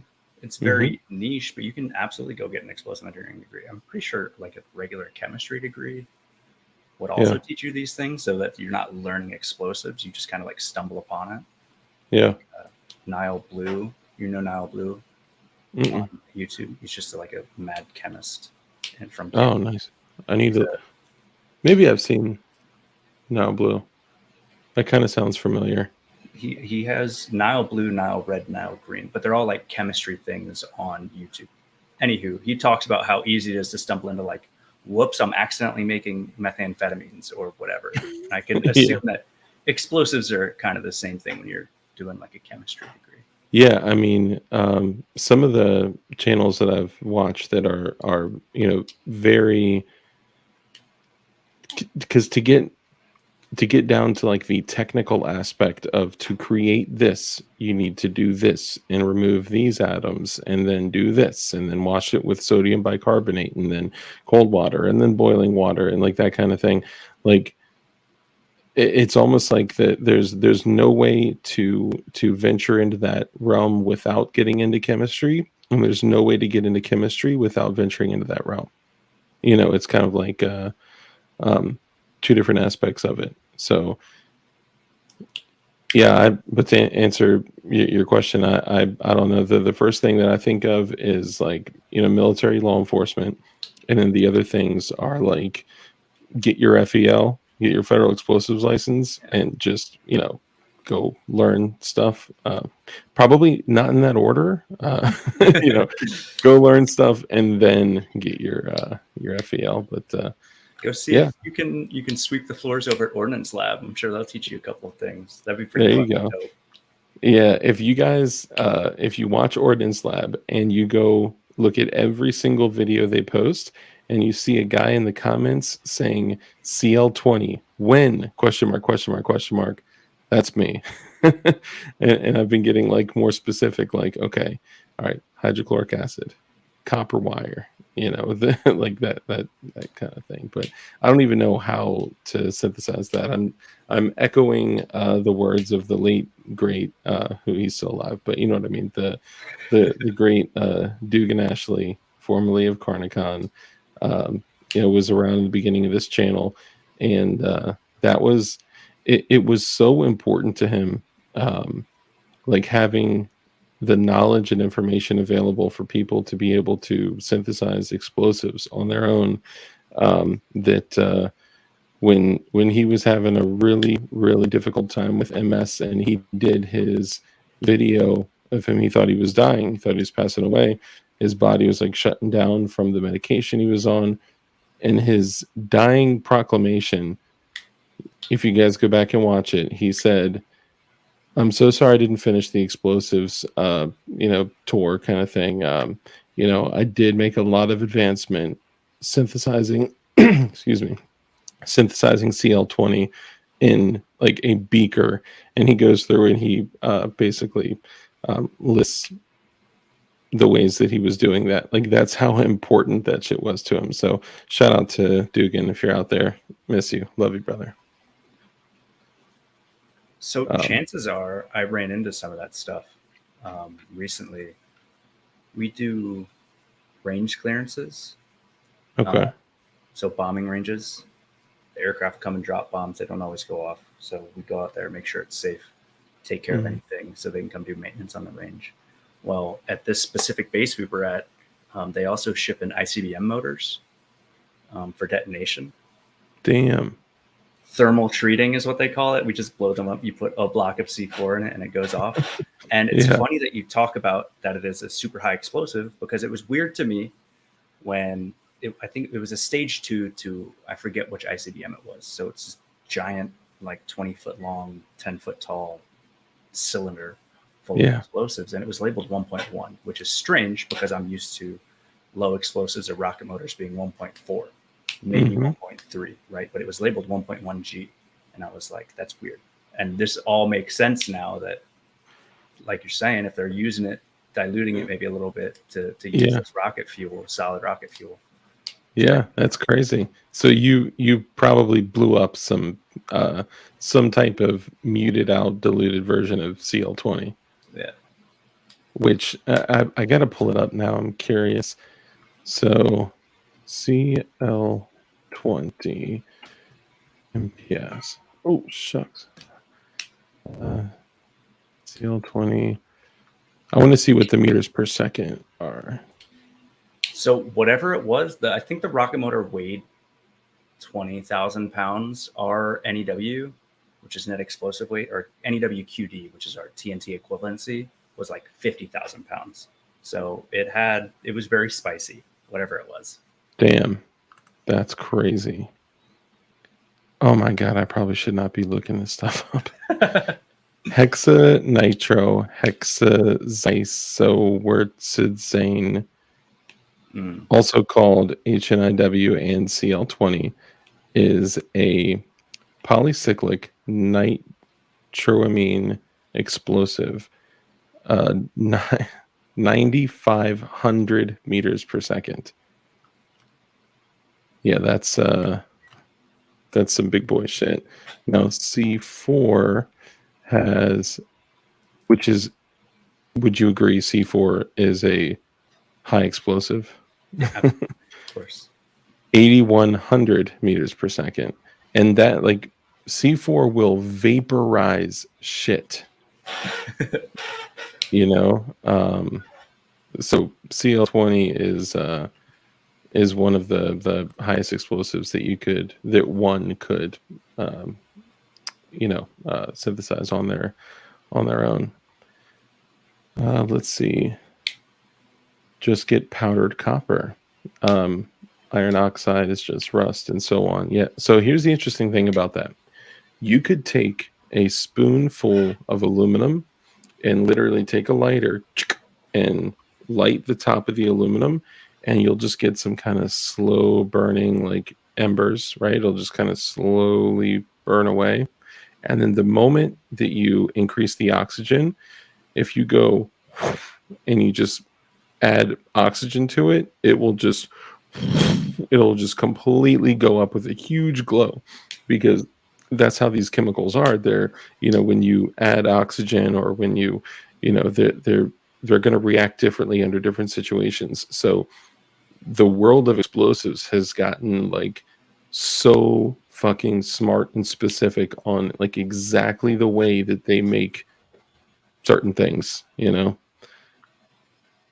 Aluminum oxidized fast if used right. There's a lot of different things you can do. So there's a couple metals that do that as well. I remember as a kid, so those the fire strikers that you strike with the flint and steel, sometimes the metal body that's holding the flint is made out of magnesium, right? Yeah. And we used to drill them out and get the magnesium flakes Yeah. and then set those on fire. Magnesium burns hot as fuck, dude. Yeah. And magnesium will give you like a white flash. Aluminum will give you a red flash. Zinc will give you a green flash. So when you guys are like messing with like fireworks, like, you know, when they go up and they boom, and you'll see like these mortars that are like red, green, and yellow or whatever. They're all just different metals, you know, and they all kind of react differently. Magnesium, yep, magnesium does it as well. Thermite is fun. Yeah, so accidents with thermite can happen. So I had a neighbor that had a similar type of job that you do, but it was with a very famous agency that is central to like the intelligence field, you know? And one of his jobs was to dispose of things, but more in like a small laboratory type of settings. And he had an accident with thermite, and it didn't just burn; it actually was energetic. It exploded, and it took most of the top of his arm, a lot of the side of his face and head, his eyebrows, all his facial hair, like everything. And he had to get skin grafts of his own skin, and I think he said pig skin, that was on his body. You wouldn't really be able to tell unless he says it, but anything can become energetic under the right pressures. Most things, like sugar. Sugar is something that could become very energetic. You know, So it's kind of crazy. Thermite, one of the safeties we have for thermites, because we have little M14 thermite grenades, is they can't be frozen, right? Because when they're frozen, they detonate, just like you're talking about. And I don't know if that's condensation of like superheating like liquids that kind of condense on the inside, or if it's cracks that form and there's air in there that gets superheated as well. But they will absolutely detonate and throw thermite everywhere, which is terrifying. Dang. Yeah, that would be absolutely terrifying. Yeah. Thermite, just molten thermite. So I made a mistake recently. I made a firework, a very safe, small firework. It was Diwali, and my neighbors came and knocked on my door, and they were like, "Hey, we're going to be setting off fireworks. You know, just wanted to let you know, but I also wanted to extend an invitation if you want to come out." And I look out, and you know, they're doing like sparklers and stuff like that. And I was like, you know what? Let me kick this up a notch for them. So I grabbed a mortar tube and one of the mortars that, you know, is like the red, yellow, green kind of mortar. And I was about to walk it down there, and I was like, you know what? I think I can whip up something real quick. So I get a cardboard tube and a glue gun, which is like all you need for recipes for disaster. And I did a small, we don't need to get into measurements and grams or anything like that, but I did a small quarter pounder with no, I'm kidding. Small flash powder firework. And there's this thing that I do where I take a party popper, I cut a party popper open, and then I take the little, which I think it's touch powder or something similar to, if you take flash powder and then do an acetone wash, and then let it, well, you guys can look it up, but there's something called touch powder. And I think that's what these party poppers are made with, because if you wrap your finger around a party popper and then pop it, there's a flash and smoke and shit like that. So if you cut that part of the party popper out and then remove it very gently and carefully, and then you take a piece of a straw or even thin cardboard, like rolled up, and you put the party popper in there, and then you hot glue gun it around to keep it in there. And then you take the end of a green cannon fuse and put it on the other end, and then hot glue that bad boy in there. You can actually hot glue gun it to the firecracker or whatever you make, and then bring the fuse around to stick it in, and then glue gun, that whole thing shut. So it's kind of like a self-lighting fuse. So basically you can pull the pin and then that lights the fuse, and then that way you don't have to mess around with silly lighters, right? Especially if you're like using it like during airsoft to you want kind of more of like a tactical way to light an airsoft smoke grenade, something like that. So I did that, and the fuse wasn't quite reaching the payload on the firework. So I just grabbed some Pyrex and kind of leveled it out a little bit more. Hot glue gun the whole top, pushed it all down, and then came out there and set the mortar off while it was while they were doing fireworks, and they were like, "Whoa, oh my god!" Like, "Whoa, it's so cool." And I was like, "Well, I'm letting this one dry because I used a lot of hot glue on it, and when it's done, I'll set it off." Well, I had used some flash powder and Pyrex and kind of crushed paper towels in there, right? But there's a lot of hot glue on top of it. When I set it off, dude, this thing sounded like, part of it is probably because of like the layout of the neighborhood and like the alleys and shit like that. But it sounded like somebody was firing both barrels of a 10 gauge at the ground, like right in front of everyone. And then like all this like molten gluey paper towels that were on fire started like kind of falling everywhere. It was like, oh my God. But it was so much fun and it was so loud. So anyone can make mistakes, even your boy Dark.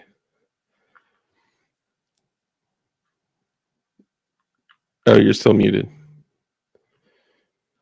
So this isn't legal advice. The only difference between like a fun firework mistake and like federal felony charges is intent, right?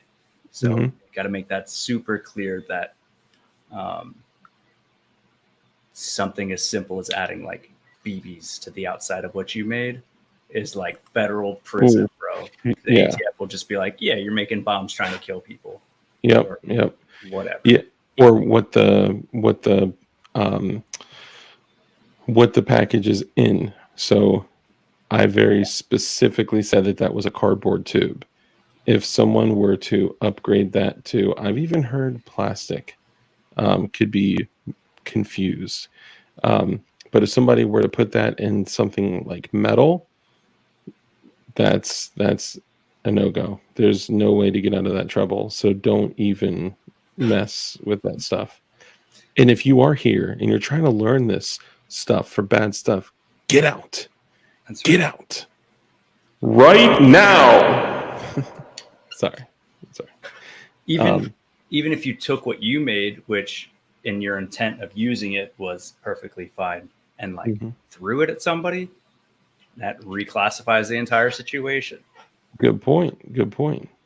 Yeah, that's or if somebody just dropped it in a metal pipe or something like that, or or doused it in glue and then dipped it in BBs or something like that. 100%.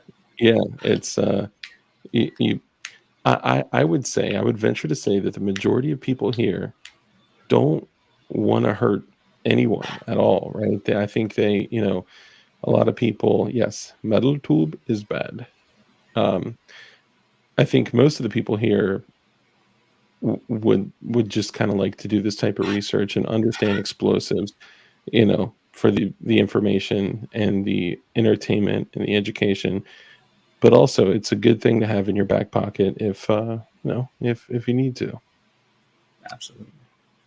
So, and shout out to, who was it? Somebody mentioned their grandpa, R.I.P. G. Paul, and R.I.P. to all the G. Paws out there. My grandfather, when he passed away, left me an 1851 Colt Navy revolver that my great grandfather used in the Civil War, and that is the most valuable firearm that I own. Of course, the sentimental value of it, but Shout out to all the G-Paws out there. Hell yeah. Yeah, man. So yeah, what else do you wanna cover? It's up to you, man. I'm an open book, bro. Yeah.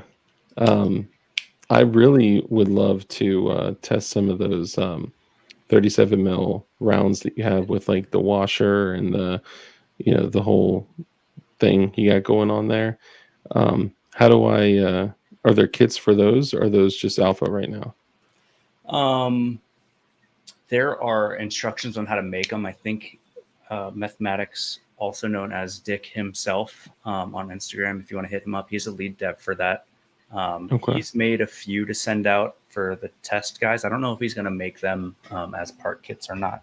But Okay. they're pretty simple. It's just a bolt, a nut, and a grub screw, I think, is the only thing you need for those. Okay. And then just drilling equipment to make them. The fun part about smokeless powder is that it's super clean. So when I first got into 37 mil, we were just using black powder or Pyrodex. And it was working pretty well. We're using like 50 to 70 grains. For the lift charge. Yeah, which packs a pretty big punch. But the barrels that we use are mostly steel fence posts. And black powder is super corrosive. So like if you didn't get in there and clean all that shit out, like it's just rust all over the place, and it's just gross and grimy. With smokeless, you don't get any of that. Like with actual soap and water, you need to scrub it. Did you get one of those 37 or 40 millimeter cleaning kits by any chance? No. So they actually have the funniest thing. I know it's weird, but like shit that's like way too big that's supposed to be small, or shit that's way too small that's supposed to be big, like I always get a kick out of it. So when I I use a lot of bore snakes to clean like my 9 mils, my 5.56s, and the first time I saw a 40 millimeter bore snake, I was like, dude, it's like a fucking gym rope. Like I could climb that shit. It's huge. Those come in handy. Also, there are it looks just like a 12 gauge cleaning kit, but the brushes on those things are like freaking soda cans. We usually just take some paper towels and ball them up and shove them down with a wooden dowel or whatever. Yep. Hey, whatever it takes to get it done. That's right. So the lift charge you're using is, I've never gone over 50 grains. I'm using one of those. Here, I'll show you. Hang on. It's not a firearm.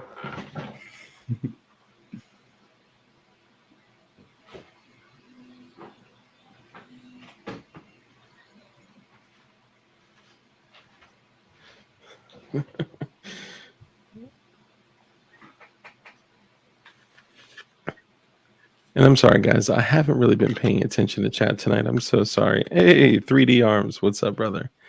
They only make them in black for some reason. 3D Arms is the man. I fucking love 3D Arms. Isn't he just like such a great guy? Dude, he's a huge sweetheart. Yeah, I just want to kiss his face. Okay, hold on. Let me make sure. Okay, so of course, for any YouTube moderators out there, this is not a firearm. This is also a signaling device. Let me. Jesus Christ. There we go. So I think we discussed this last time. I've used this a few times. You can tell by the discoloration.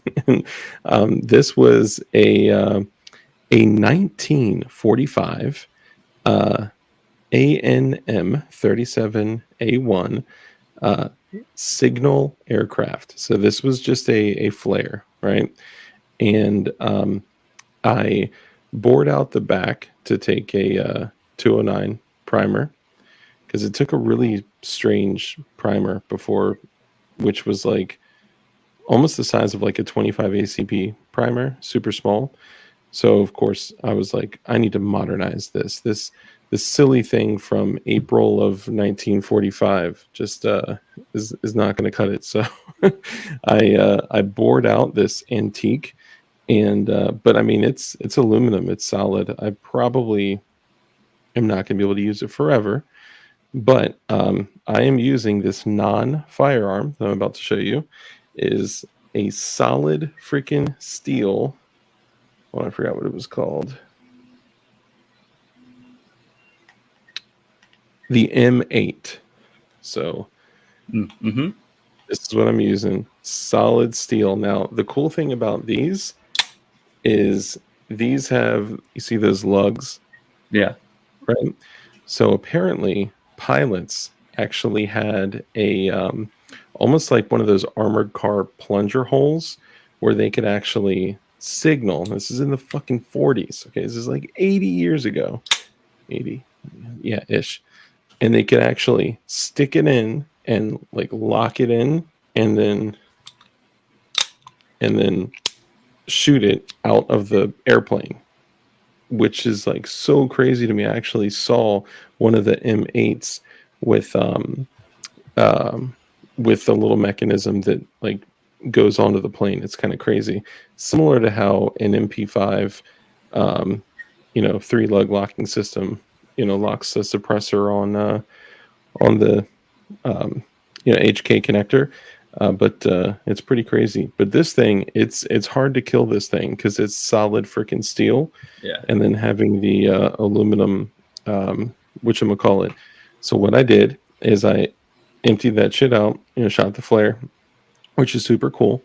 And then I cut a cardboard disc, and then I punched a 3 30-second size hole through it, dumped 50 grains in for the lift charge, pushed the cardboard down, and then I made this little thing here. Let me see, I don't have any needle nose here, but I literally just made these with my bare hands. Oh, so that right there is made with duct tape and HVAC tape and stuff. It's just a bird banger. I only got 50 grains of powder in there, and some there too. But I made the shell. This is before I had a printer and all that shit. It's just been sitting here. But as long as you don't push the boundaries too much, you'll be okay. Just don't do anything dangerous. I guess the thing that I'm concerned about with this is that it's a possibility that because my disk for the lift charge isn't like exact, that the lift charge could torch the entire fuse, and it could detonate in the barrel, which with something like this solid steel, it's probably okay. But that's why I made the lift charge and the bird banger part of it equivalent, so the gun could handle both, just in case it blows up when I launch it.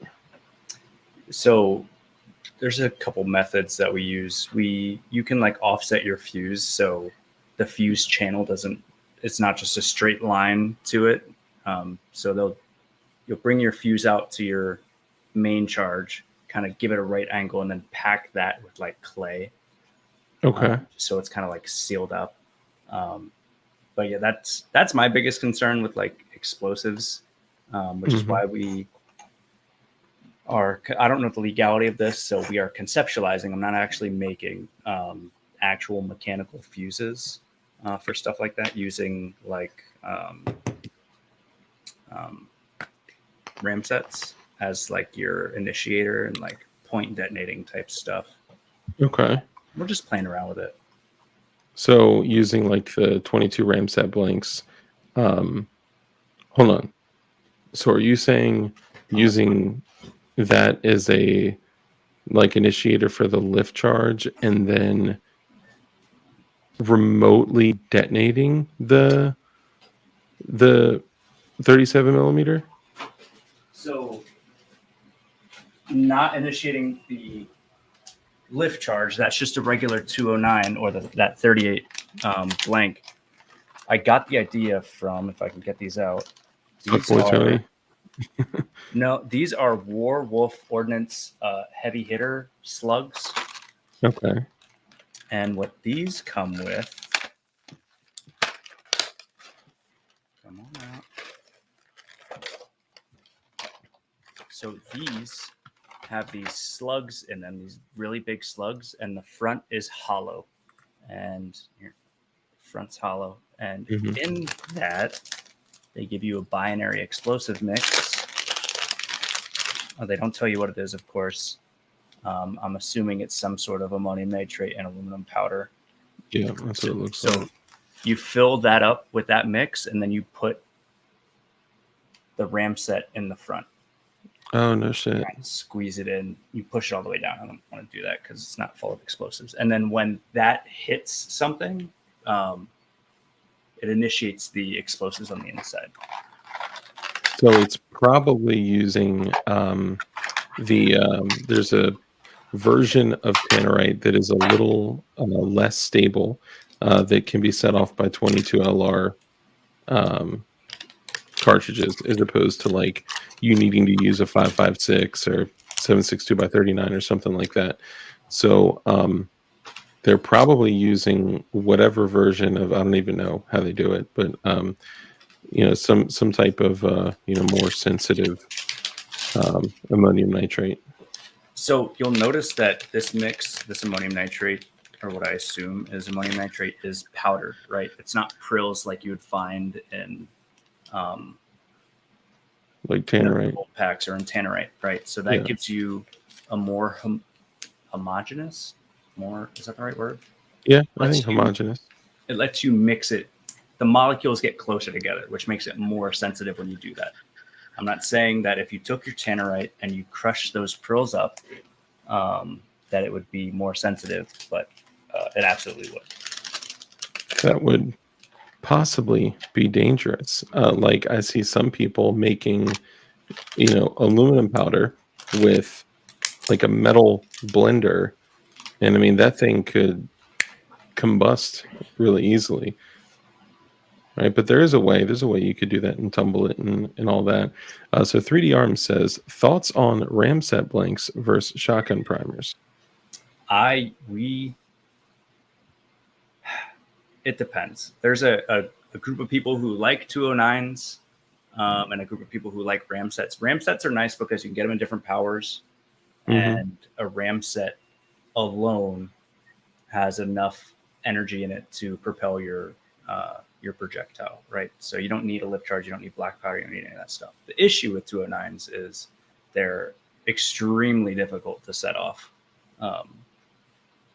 That's true. Rimfire stuff. If it's not like designed specifically to set off rimfire, it's just terribly difficult to set off. You need a chisel tipped firing pin.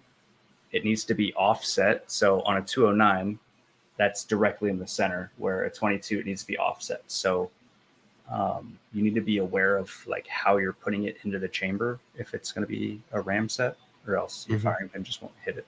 Stuff like that. I prefer 209 primers because they're really easy to set off.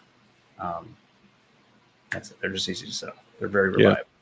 Yeah, they are very reliable. I mean, how many, like for the guys here that, I mean, there probably isn't a lot of people that reload shotgun, but every single person here is already set up to reload shotgun rounds. You don't got to go all out and get a, several $1,000 setup. Shotgun rounds are one of, the few, one of the many rounds of ammunition that you can literally just set up like with a wooden dowel and 209 primers. And I've never had a 209 primer not go off. But I mean, anything mechanical can fail. Sure. Yeah. Let's see.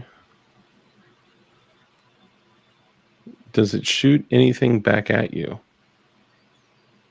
I think the idea would be to shoot it as far away Oh, from you as possible. the shotgun rounds, they disintegrate pretty well. I'm sure you can get some rogue frag headed back at you. There's a channel called Talflater Mouse. You Yep. familiar? The guy that shoots all that weird shotgun shit. He had these. Yeah. Yeah, that's old school. Tafflater Mouse is like she's probably like a 15-year-old YouTube channel. They're the OGs. Still putting stuff out, dude. I love that shit. I know, man. It's more engineering and like high science. They have a round how to make primers that involves. So I have this dude at work who's like this older, kind of like a prepper kind of deal, and the great primer shortage or like ammunition shortage. He was like, I'm gonna learn how to make fucking priming compound. I'm pretty sure it's just like lead azide that he's making or something of the sort. It's just very sensitive explosives, just a small amount of it. Yeah. There are a couple great videos on how to reload 22 primers, and it is way more simple than you guys may imagine. Like a chemical and a drop of acetone kind of thing.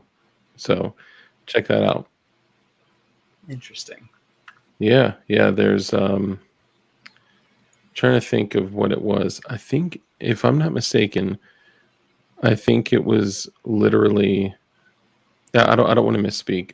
But there's a dude that was reloading 22, and I think he was making black powder, or no, he was taking the touch powder from like party poppers and cap guns and like all this of the pink powders, and he was dropping it in there a specific amount, and then he was using a drop of acetone and then letting it dry, and then after it dried for like a day or two, then he was going back in and loading it with the proper amount of powder, and then resetting the cartridges, which they were all working totally fine. I think Timbo Slice in the comments is correct with the Armstrong's mix. That's usually your red mixtures. I think that's red phosphorus and some sort of chlorate or perchlorate. That's super shit. Armstrong's mix. Yeah, that's right. Armstrong's mix. And there's a couple. Isn't there? I think there was something called Armstrong. Maybe it wasn't Armstrong.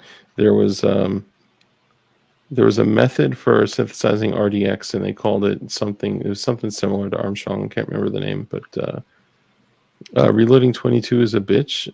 Actually, you need a centrifuge. Interesting. Yeah, I didn't see the reloading part. I just saw him repriming, which I found pretty interesting. And why they went away from matches. Yeah. Red oxide, red phosphorus, or whatever it is. So is that Armstrong's mixture? It might be red oxide, red iron oxide. But yes, that is. Yeah. That's it. Yeah, she was. Okay, sorry. Now I'm just reading chat. Yeah, sorry guys. I've been kind of disengaged with chat tonight. I get giddy when we talk about this because I want to learn everything that I can. And contrary to what most people may believe, I don't really know a whole lot about this stuff. So I'm just in the learning phase. And for me to ignore chat on a night like tonight, when all of you guys are gifting so many channel memberships, man, you guys are incredible. So, missed your call. Sorry, bud. But love all y'all so much. You guys are awesome. So, what was the most recent thing that you exploded? We just did a get together with our State Bureau of Investigations bomb squad. And they have some really cool explosively actuated tools. So we use explosive tools to like disarm like IEDs and bombs and fuses and stuff like that. One of our main ones is called the percussion actuated neutralizer, which sounds really fancy. It's not. It's just a 12 gauge It's a giant steel barrel with a breech that you put on it, and that shock tube you were talking about with the petting in it. Mhm. Yeah. That shock wave comes and hits a firing pin and sets the shotgun off, right? And we use that either with water or with slugs to take out specific components of an IED to render them inoperable. Wow. Well, the State Bureau of Investigation guys have smaller ones. They're 357 ones. So it's like a tiny 357, and you can shoot it at all sorts of stuff. And it's just, it causes less damage. So for them, they're focused on the evidence gathering aspect of their job, right? Because they want to prosecute whatever. If the guy's making pipe bombs or whatever, they want to be able to conserve that evidence and just to prosecute us. So military, if they blow up the whole damn thing, then they'll Right. have almost zero evidence. or if you destroy more evidence than you absolutely need to, or whatever it is. Us Yeah. military guys, we don't participate in any court style stuff because of posse comitatus. So our primary focus is protection of personnel and property, right? Mhm. So the only thing we give a fuck about is making sure people don't get hurt or injured, and then secondary, that property or items don't get destroyed. I don't give a fuck about evidence collection. I'm not going to put myself in an additional risk to protect evidence if I don't have to, right? Because that's not my primary goal. You protect your people and your stuff. Right. So with these, you're using water, like kind of like a shape charge? Not necessarily like a shape charge. Water doesn't condense. So when it hits a package, it kind of just like opens it up and gets everything out of the way and like destroys a bunch of shit on the inside. It's very dynamic. Yeah. You shoot it at stuff. So I first learned that there's a YouTube video, interestingly enough, right, where we learn everything nowadays, where they were trying to, I forgot the name of the channel, but they use high explosives, grenades, Semtex, C4, all that shit. And so they clearly have some type of firearm explosive or explosives license or whatever.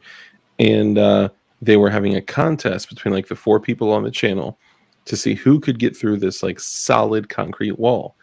And they were allowed to use a grenade and then whatever else they chose to use. Well, the dude that won used a big ass thing of water, and then he used the grenade kind of like a directional blast, and the water fucking like blew a hole through this this concrete, kind of like if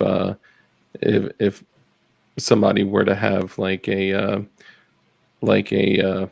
grenade against a wall, and then you duct taped a gallon size bag of water around it, it would create a directional blast, like that kind of thing. So you're kind of using that as a tool to render whatever IED or explosive like useless. So that's called tamping, what you described. Okay. So other explosive tools that we have, the most famous example of using tamping is the boot banger. You heard of the boot banger? Mm-mm. Boot banger is a suitcase-sized box. It's silver. It comes in 2 halves, and they're both conical. Not conical. They're both like curved out, like that. Okay. Yeah. Pointed up, right? So you fill the bottom with water and the top with water, and you put sheet explosive in it, and you put it under the trunk of a car or wherever, and it ejects everything out of the trunk. And that's what it was used for vehicle-borne IEDs. Damn. That's some badass shit. So if I just put like a block of C4 under the car, it would just destroy whatever, maybe set some stuff off. But when you tamp it with water, it's like a giant pushing charge, and it pushes everything out. It's pretty dope. Okay, guys, don't do this. Lithium and water don't match. That's funny. So an interesting thing that I learned, an RPG-7 rocket. Do you know what the internals of that look like? Mm-hmm. So I had no idea that the armor penetrating capability of an RPG rocket was because the nose of it is a shape charge. Yeah. So kind of like a are EFPs too spicy to talk about? Can we talk about EFPs? Yeah, I mean, it's just an explosively formed projectile, guys. So think of it like this: that the boot banger that you talked about, the boot banger, boot box, what was it? Boot banger, yeah. Boot banger. So imagine, ladies and gentlemen in the audience, if you were to have a half-inch sheet of copper on top of that, and then the explosion, when that detonates, it sends the sheet of copper, the explosion forms a projectile, and that creates an armor piercing like type of projectile. So with an RPG rocket, the front of it is cone shaped, and it's shaped like a shape charge, and that's what gives the RPGs the armor penetrating capability. I had no idea until I actually saw one very recently, kind of cut open. Like, what do you call it when they're the cutaway rockets? Yeah, I had no idea. So shape charges are absolutely fascinating. We have those explosive tools. We use shape charges sometimes as well. Yeah. Here, I'm drawing what you explained. I knew I grabbed a whiteboard for this reason, and I'm going to use it. Hell yeah. Okay. So in an RPG, right? Let me put you on big screen, on Danny's screen. Okay, there you go. The front of this is just an air gap, right? And the black stuff here is the explosives. And as it detonates from the rear, it starts to form this cone and basically invert it. And that cone is made out of copper. And what that does is it like superheats the copper and it compresses that air. And once it hits metal, it's like this plasma shit that just punches right through metal. Yeah. You can do the same, not as effective without copper. You can do it with just air. So if I take C4 and like I ball it up and like I make a nice divot on the inside and put it on steel, it has a way better chance of punching through that steel than just a block of C4. Yeah. Or even what we've learned recently with ordnance labs, even glass. Glass is another good, you're talking about the wine bottle? Yep. Or they even did the martini glass. Yeah. Which I was blown away. That shit blew holes through like several inches of hardened steel. Yeah, absolutely. So those are, we call those conical shape charges, which is a circle with a cone type of deal. And then there's linear shape charges, which is like a line with a V cutout. And you're just using the air to punch. You're punching air through something, whether it's steel or armor or whatever it is. Or if it has a liner, you're using that metal, superheating it and punching that through as well. Extremely devastating. Hey, what's up, Corn Pop? Even the first bazooka rounds in German Panzerfaust were shape charge warheads. Yeah, that's very true. I didn't know until I saw this about RPGs. I guess here's the interesting thing. I assume that all of this shit is so far technologically developed that I just can't understand it. And then they're like, no, we just put air there and then copper. Yeah, you know, 100%. It's like simplicity is the highest level of sophistication, you know? Yeah. So anytime you're looking at, so even, and I'm probably going to get this designation wrong. I think M433, the 40 millimeter HEDP rounds, high explosive dual purpose. Yeah. Those have tiny little shape charges in them. And then a little frag ball. Yeah, I saw that too. It's like it's almost like a copper golf ball kind of looking thing. And then a cone on the front of it. Yep. Yeah. It's crazy. Now, when we talked last time, did you say that you fired a Mark 19? No, I've not fired a Mark 19. It was the M203 then. No, I haven't shot an M203. I shot a M2 50 cal. Okay, all right. No Maybe I misremembered though, unfortunately. Did you know? And I found this fascinating. We may have talked about this. This why I may be misremembering. Did you know that you cannot use the 40 millimeter HEDP rounds that are linked for the Mark 19. I would just think that if you needed to, you could pop one out and drop it in an M203 and thunk, right? They're not interchangeable.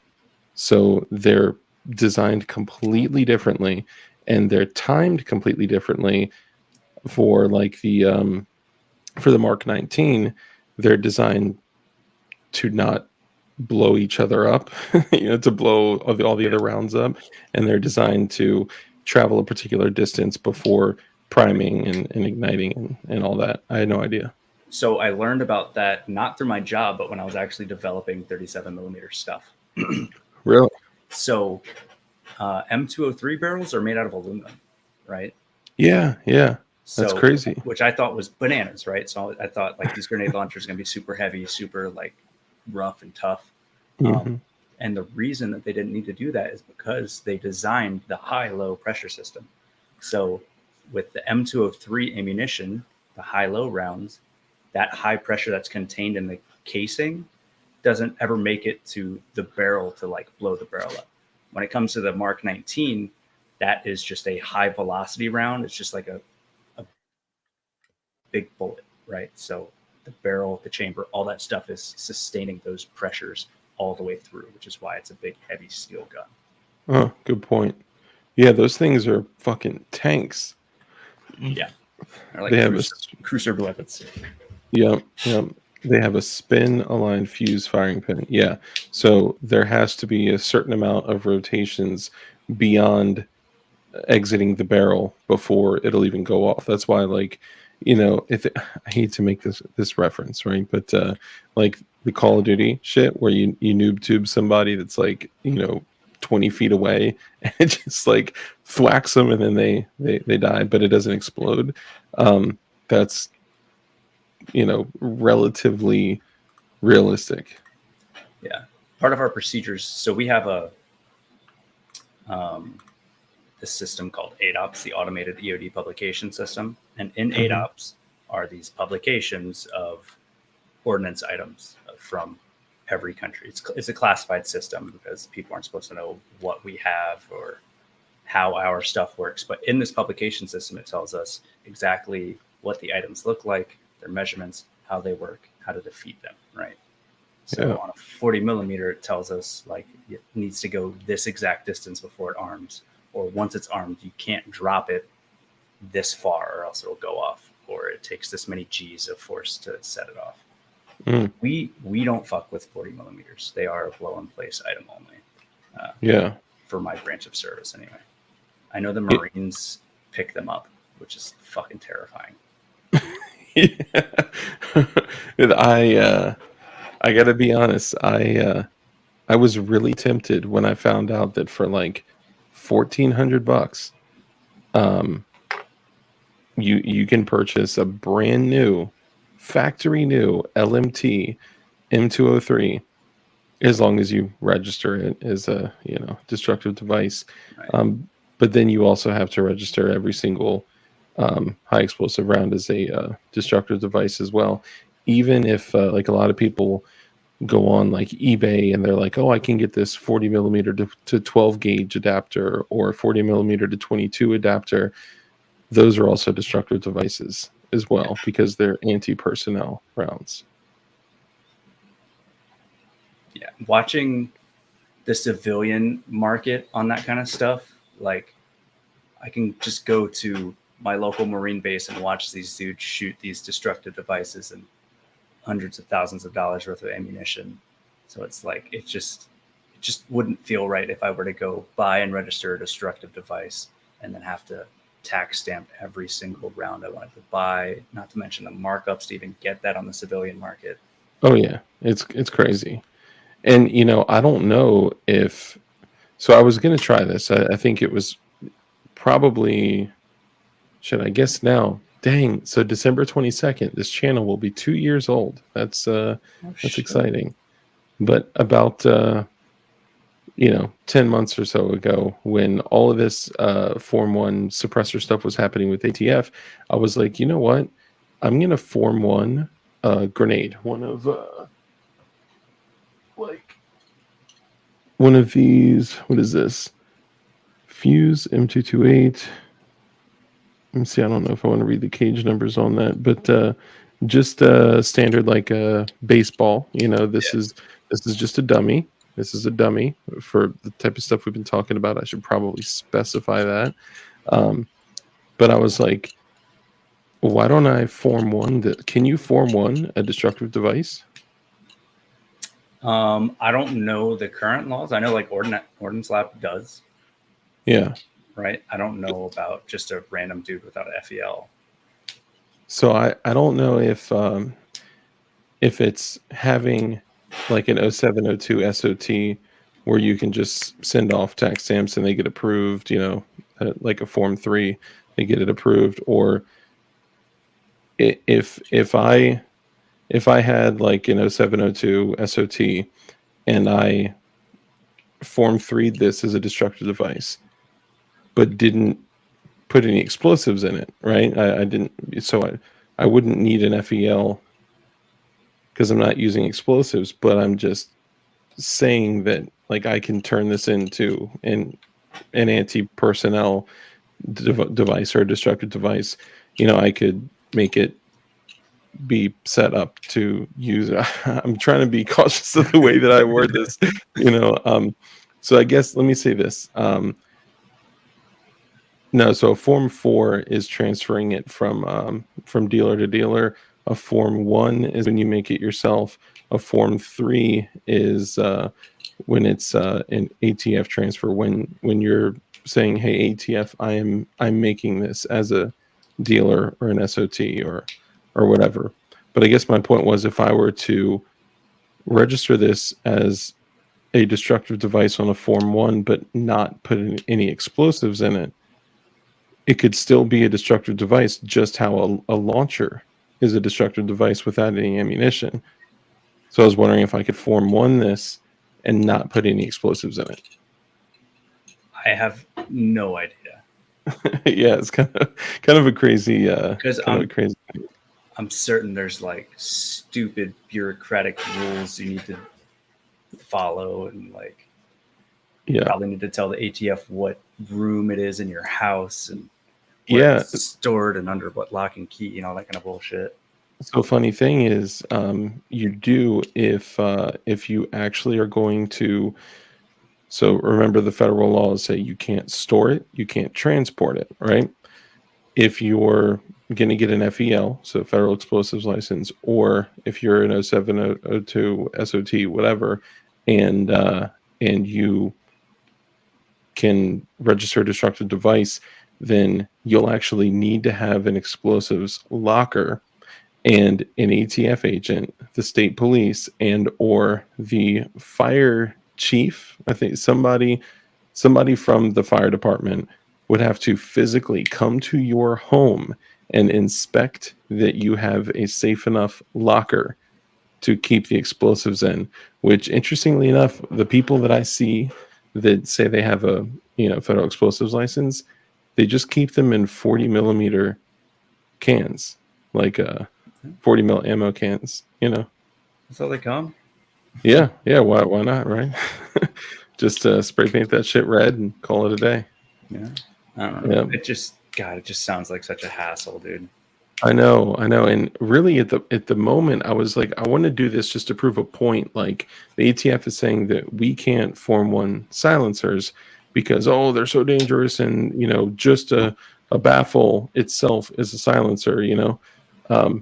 I wanted to do that to Form 1 the grenade, just to be like, okay, so you guys are saying we can't Form 1 silencers because they're just too dangerous and they're unlawful. But you allowed me to Form 1 a hand grenade, But did you see that court case is moving in Texas? Which one is that? Oh, the suppressor. The suppressor one. Yeah. I think depending on how this ends, we may have a precedent set for anything that is in interstate commerce to be not held under the NFA, or I guess however you want to work. Best case scenario, somebody makes the argument that suppressors don't belong in the fucking NFA in the first place, which it sounds like it sounds like the ATF's like backing themselves into a corner with Yeah. their arguments on that kind of shit. Like, oh, they're not firearms, so they don't have to follow the Bruin fucking justifications. Like, okay, well, if they're not fucking firearms, and take them off the NFA. So that's the most interesting thing, is that like on my tax stamps for my silencers, they call them silencers, and they also say that they are a firearm. Yeah. But now, like you said, the ATF is saying, well, they're not actually firearms themselves. So yeah, they're kind of backing themselves into a hole, into a corner, to say, like, okay, well, what are they, right? It's kind of like when you go back to the old United States versus Miller. Miller was caught with a sawed-off shotgun, and they said that the sawed-off shotgun was not protected under the NFA because it's not a military or militia, a weapon of war like these guys talk about nowadays. Right. But now what they're saying, their argument is to the contrary. It's completely inverted. So now they're saying that you guys should not be able to have these weapons of war. Well, hold on. 90 years ago, your whole thing was it wasn't covered by our Second Amendment because it was not a weapon of war. So pick a fucking lane, I see some big changes coming, and I'm excited for the possibilities. Yep. Yeah, I agree, and I'm excited too. And you know what? Either some great things are going to happen for all of us, or the world is going to completely fall apart, and laws won't matter anyway. Which, of course, I hope. Yeah. DLD After Dark. Just another reason the federales can go suck on it. No homo, though. Thanks for that clarification. Shoot, tank on flamethrower. So I find it interesting that you're using the 38 blanks, because that was originally what the 40 millimeters use. And what made you go with that over like the 209? I didn't go with that. That was all Meth's idea. Okay. They're rimmed, so they're pretty easy to make a lip for, to just sit kind of flush. I don't know if they can hold a lot of powder. I have no idea what his thinking of was for that. They come. I can just buy the blanks, which are really nice. Yeah. These are 38 shorts. I just wanted to make sure that they fit in there. Yeah. So they're good for like cowboy action shooters. Okay. Yeah. Stuff like that. So I have some 38/380 rimmed blanks. They're for those revolvers that you use for like POW, like starting a race or whatever. Right. And they got a pretty pretty good bit of powder in them. I'd be curious to see if those would work. He's been testing a lot of different powders. The spiciest stuff he's found so far is the like super fast burning shotgun powder. Is causing quite a bit of ruckus. But he has like all these spreadsheets of all this different loading powders, pistols, rifle, shotgun, all this other stuff. He's doing the Lord's work when it comes to all that. All this legal shit is too much for me. It should be simple. If you aren't hurting anyone, then everyone should just fuck off. Yeah, I guess their idea is that there's no way to know if someone would ever have the intention of hurting someone, so make it difficult for everyone, right? Like the crazy thing is that like you used to be able to go to the local Home Depot, right? The hardware store on the corner. You used to be able to literally go and buy TNT sticks of TNT and just walk out just writing your name down on a list. What a lot of people don't know, though, is that like something regulated, something like C4, Simtex, or Comp B, or something like that, I've been told that there's basically like when an explosion like that goes off with something that is regulated that highly, there's basically serial numbers that explode all over the room. What, can you touch on that at all? Yeah, that's called taggant. Okay. So taggant, There was an old, I don't know if it was an ATF regulation, but it pretty much stated that any explosive that was made in that era, I don't think taggant's required anymore, had to include taggant in it. A taggant is a microscopic, think of it as like paint layers of paint, but like microscopically, right? And each layer is a different color or a different material or whatever. So when that explosive detonates, they can go to the scene, find this microscopic shit, put it under a microscope, and identify what it was, where it was made, who made it, the lot number, all that stuff from the pattern of the layers of this material, pretty much. Wow. And that's how they can trace like a post blast. That's crazy. The I mean, military that's still uses taggant. Our C4 has taggant in it. yeah. I mean, I would figure that once that technology exists, there'd be no reason for them not to use it in any situation. I think commercially it was just like logistically making it and tracking it and having that database, and it was also more expensive for them to produce.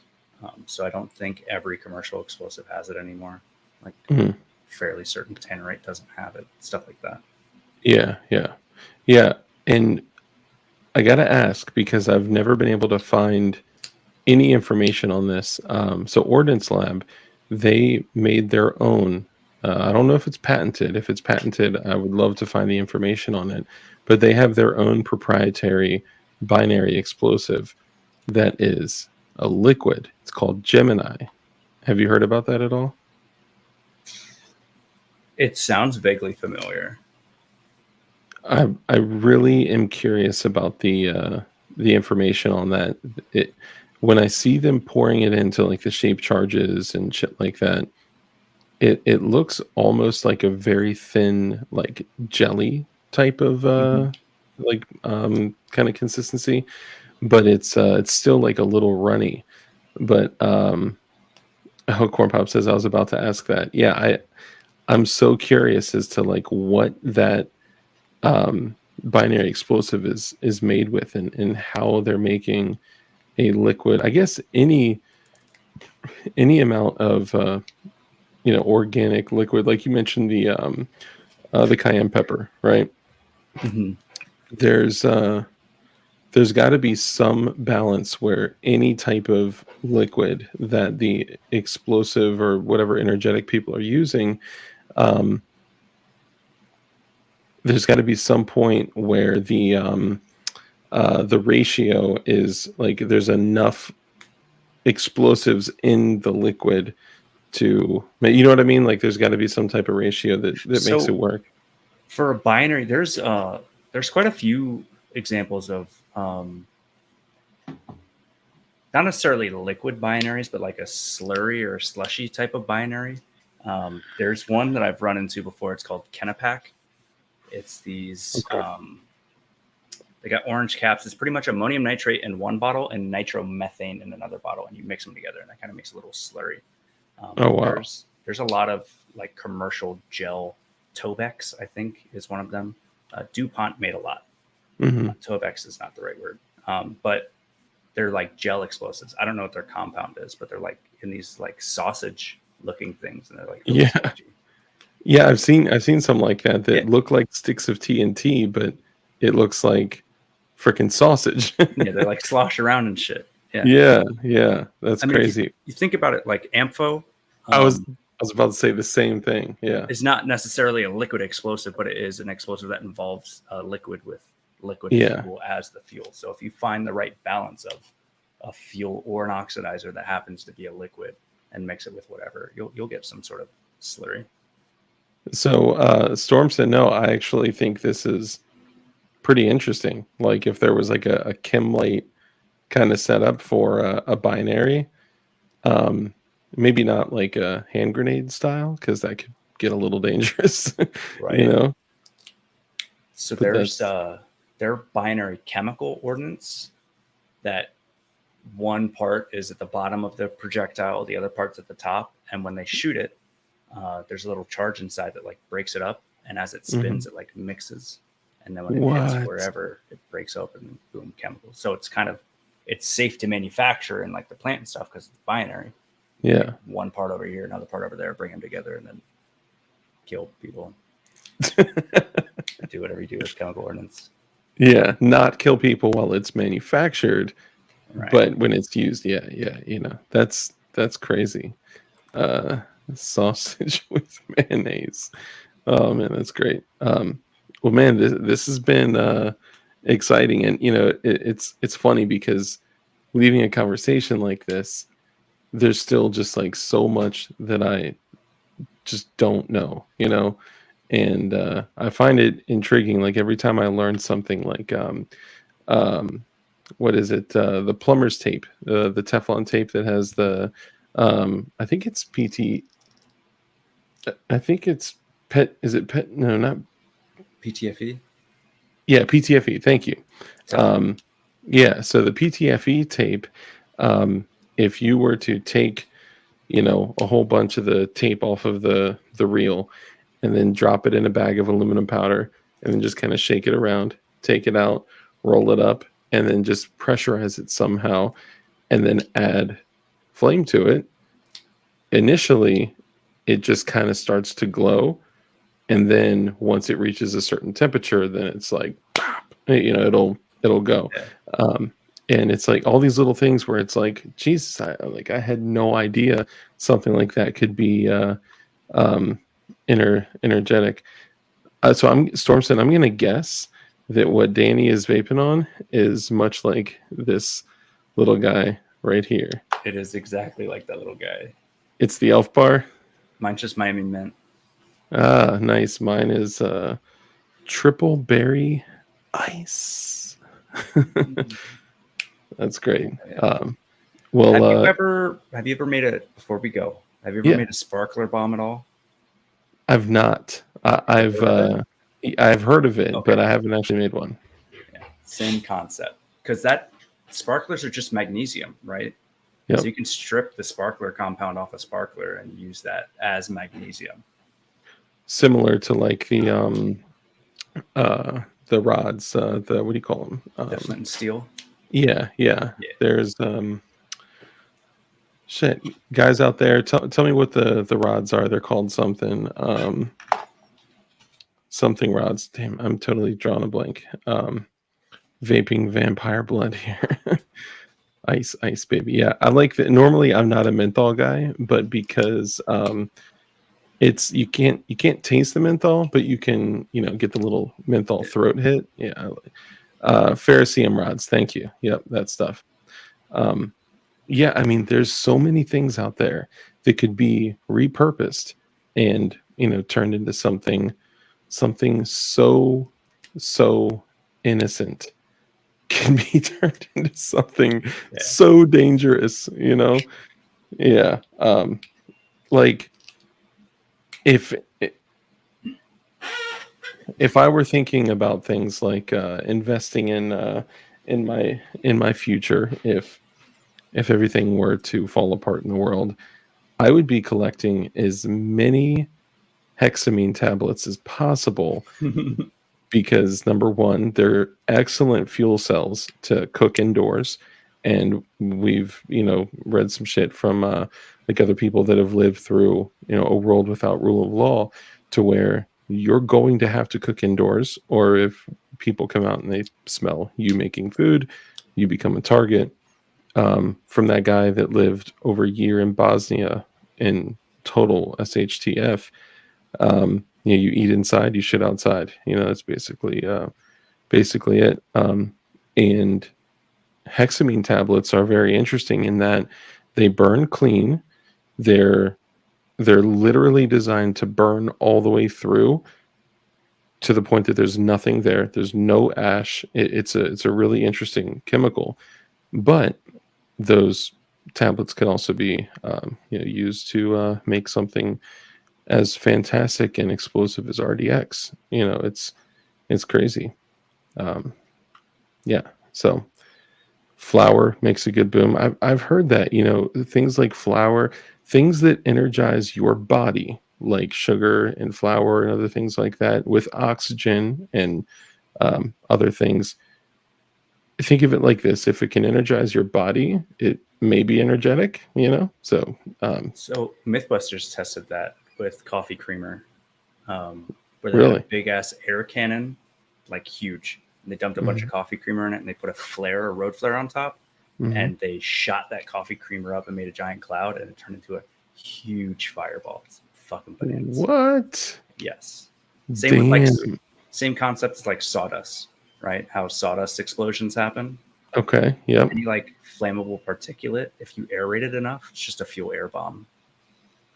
Yeah, that's interesting. I guess similar to like the idea of sugar or flour, that kind of thing. Like if you just hold a fire to flour, it won't do anything. But when there's all those particulates in the air, it will. 100%. Yeah, we haven't really touched on Simtex. Simtex is basically compound 4. Well, I think the chemical breakdown is basically like a mix between like RDX and compound 4 or something like that. I forget what plasticizer they use. We get to play with Simtex a little bit. It's just the Russian version of C4, but it's like C4 is like Play-Doh when you play with it. Simtex is like unchewed, like Hubba Bubba. Like when you touch it and pull it apart and stuff, it's very stringy and like sticky. It's kind of gross. Really? It looks delicious though. That's interesting. It looks delicious. That's funny. A grain. No, I've never seen a grain silo explosion. That sounds terrifying. Yeah, no. Coffee creamer powder. Who would have thought? I know, right? Crazy. Daddy Gaddafi loved giving out as party gifts. Yeah, and Simtex H. DLD After Dark, we almost had a test of that with the flour tank at our local bakery. Driver didn't connect the grounding straps with pumping into the flour holding tank. Dang, that would be terrible. That's crazy. It's easier to make. They suck, dude. Yeah, I don't know. Do not choose Simtex. It's not a good idea. Simtex, Semtex. Actually, I believe the what do you call it? The Russian name. Cyrillic. Yeah, I think it's the not copywritten name, like the whatever. I think it's Simtex H is the actual name of it, but which H probably stands for Semen Tex. Yeah, no, not that. It's probably H for high explosive or some shit like that. But him sex.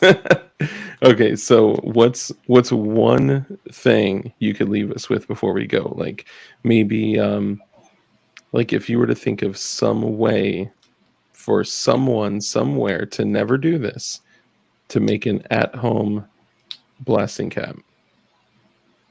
Oh, what not to do? What not to do? Okay. Do not store. Oh, go ahead. But really, like, what to do though? Don't do it. I'm telling you, don't don't do this. do not If ever do you anything. are storing chemicals together, please make sure that acetone and hydrogen peroxide are not stored in the same location because it is hazardous.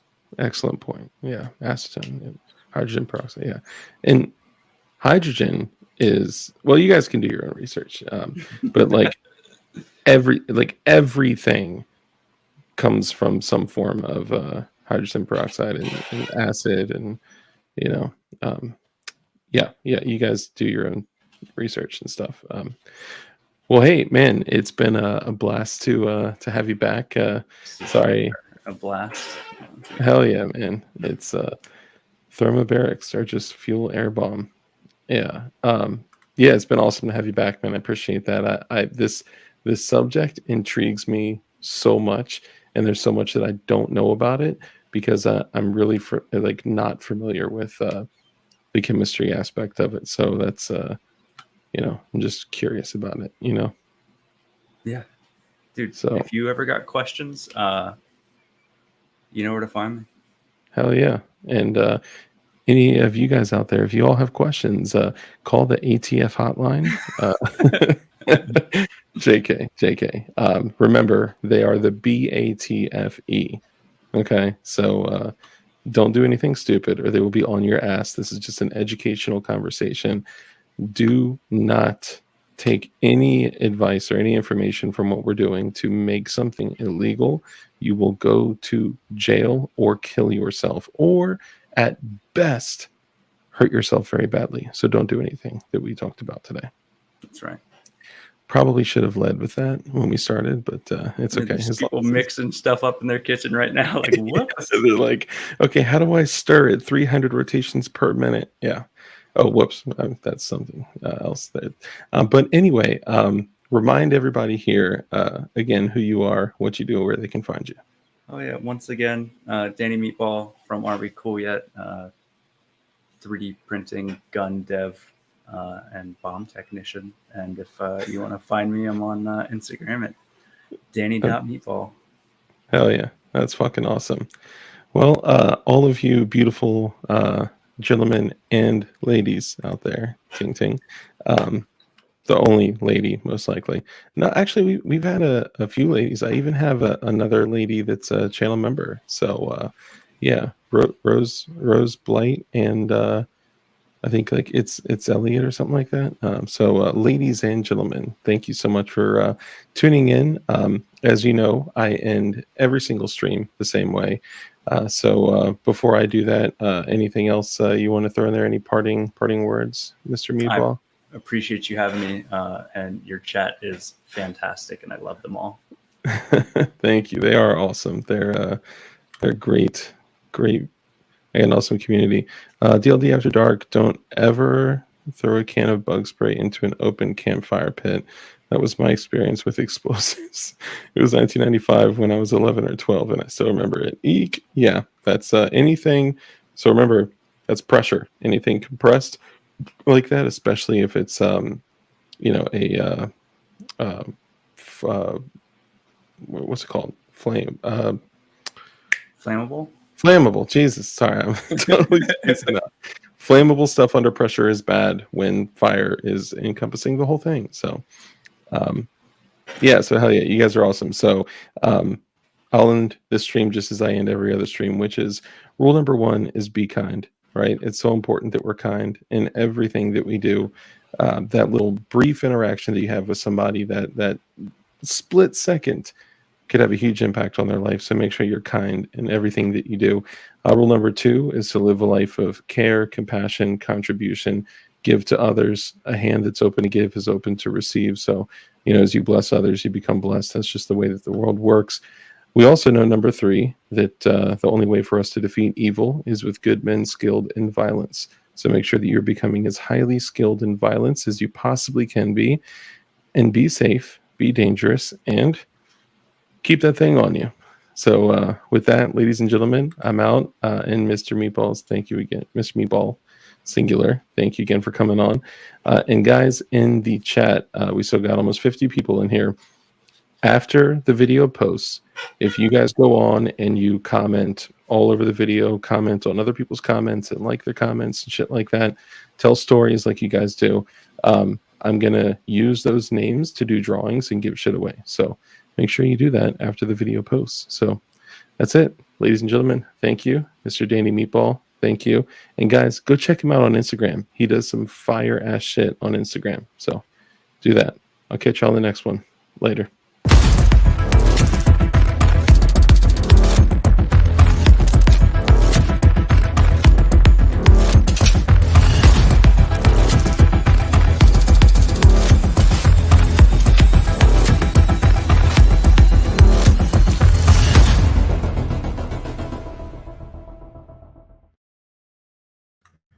Hey, the last thing I'll say real quick, guys, is that I did do a quick short on 50 Shades of Flat Dark Earth. It's also on my Instagram, too, so go check it out. I'll see y'all soon.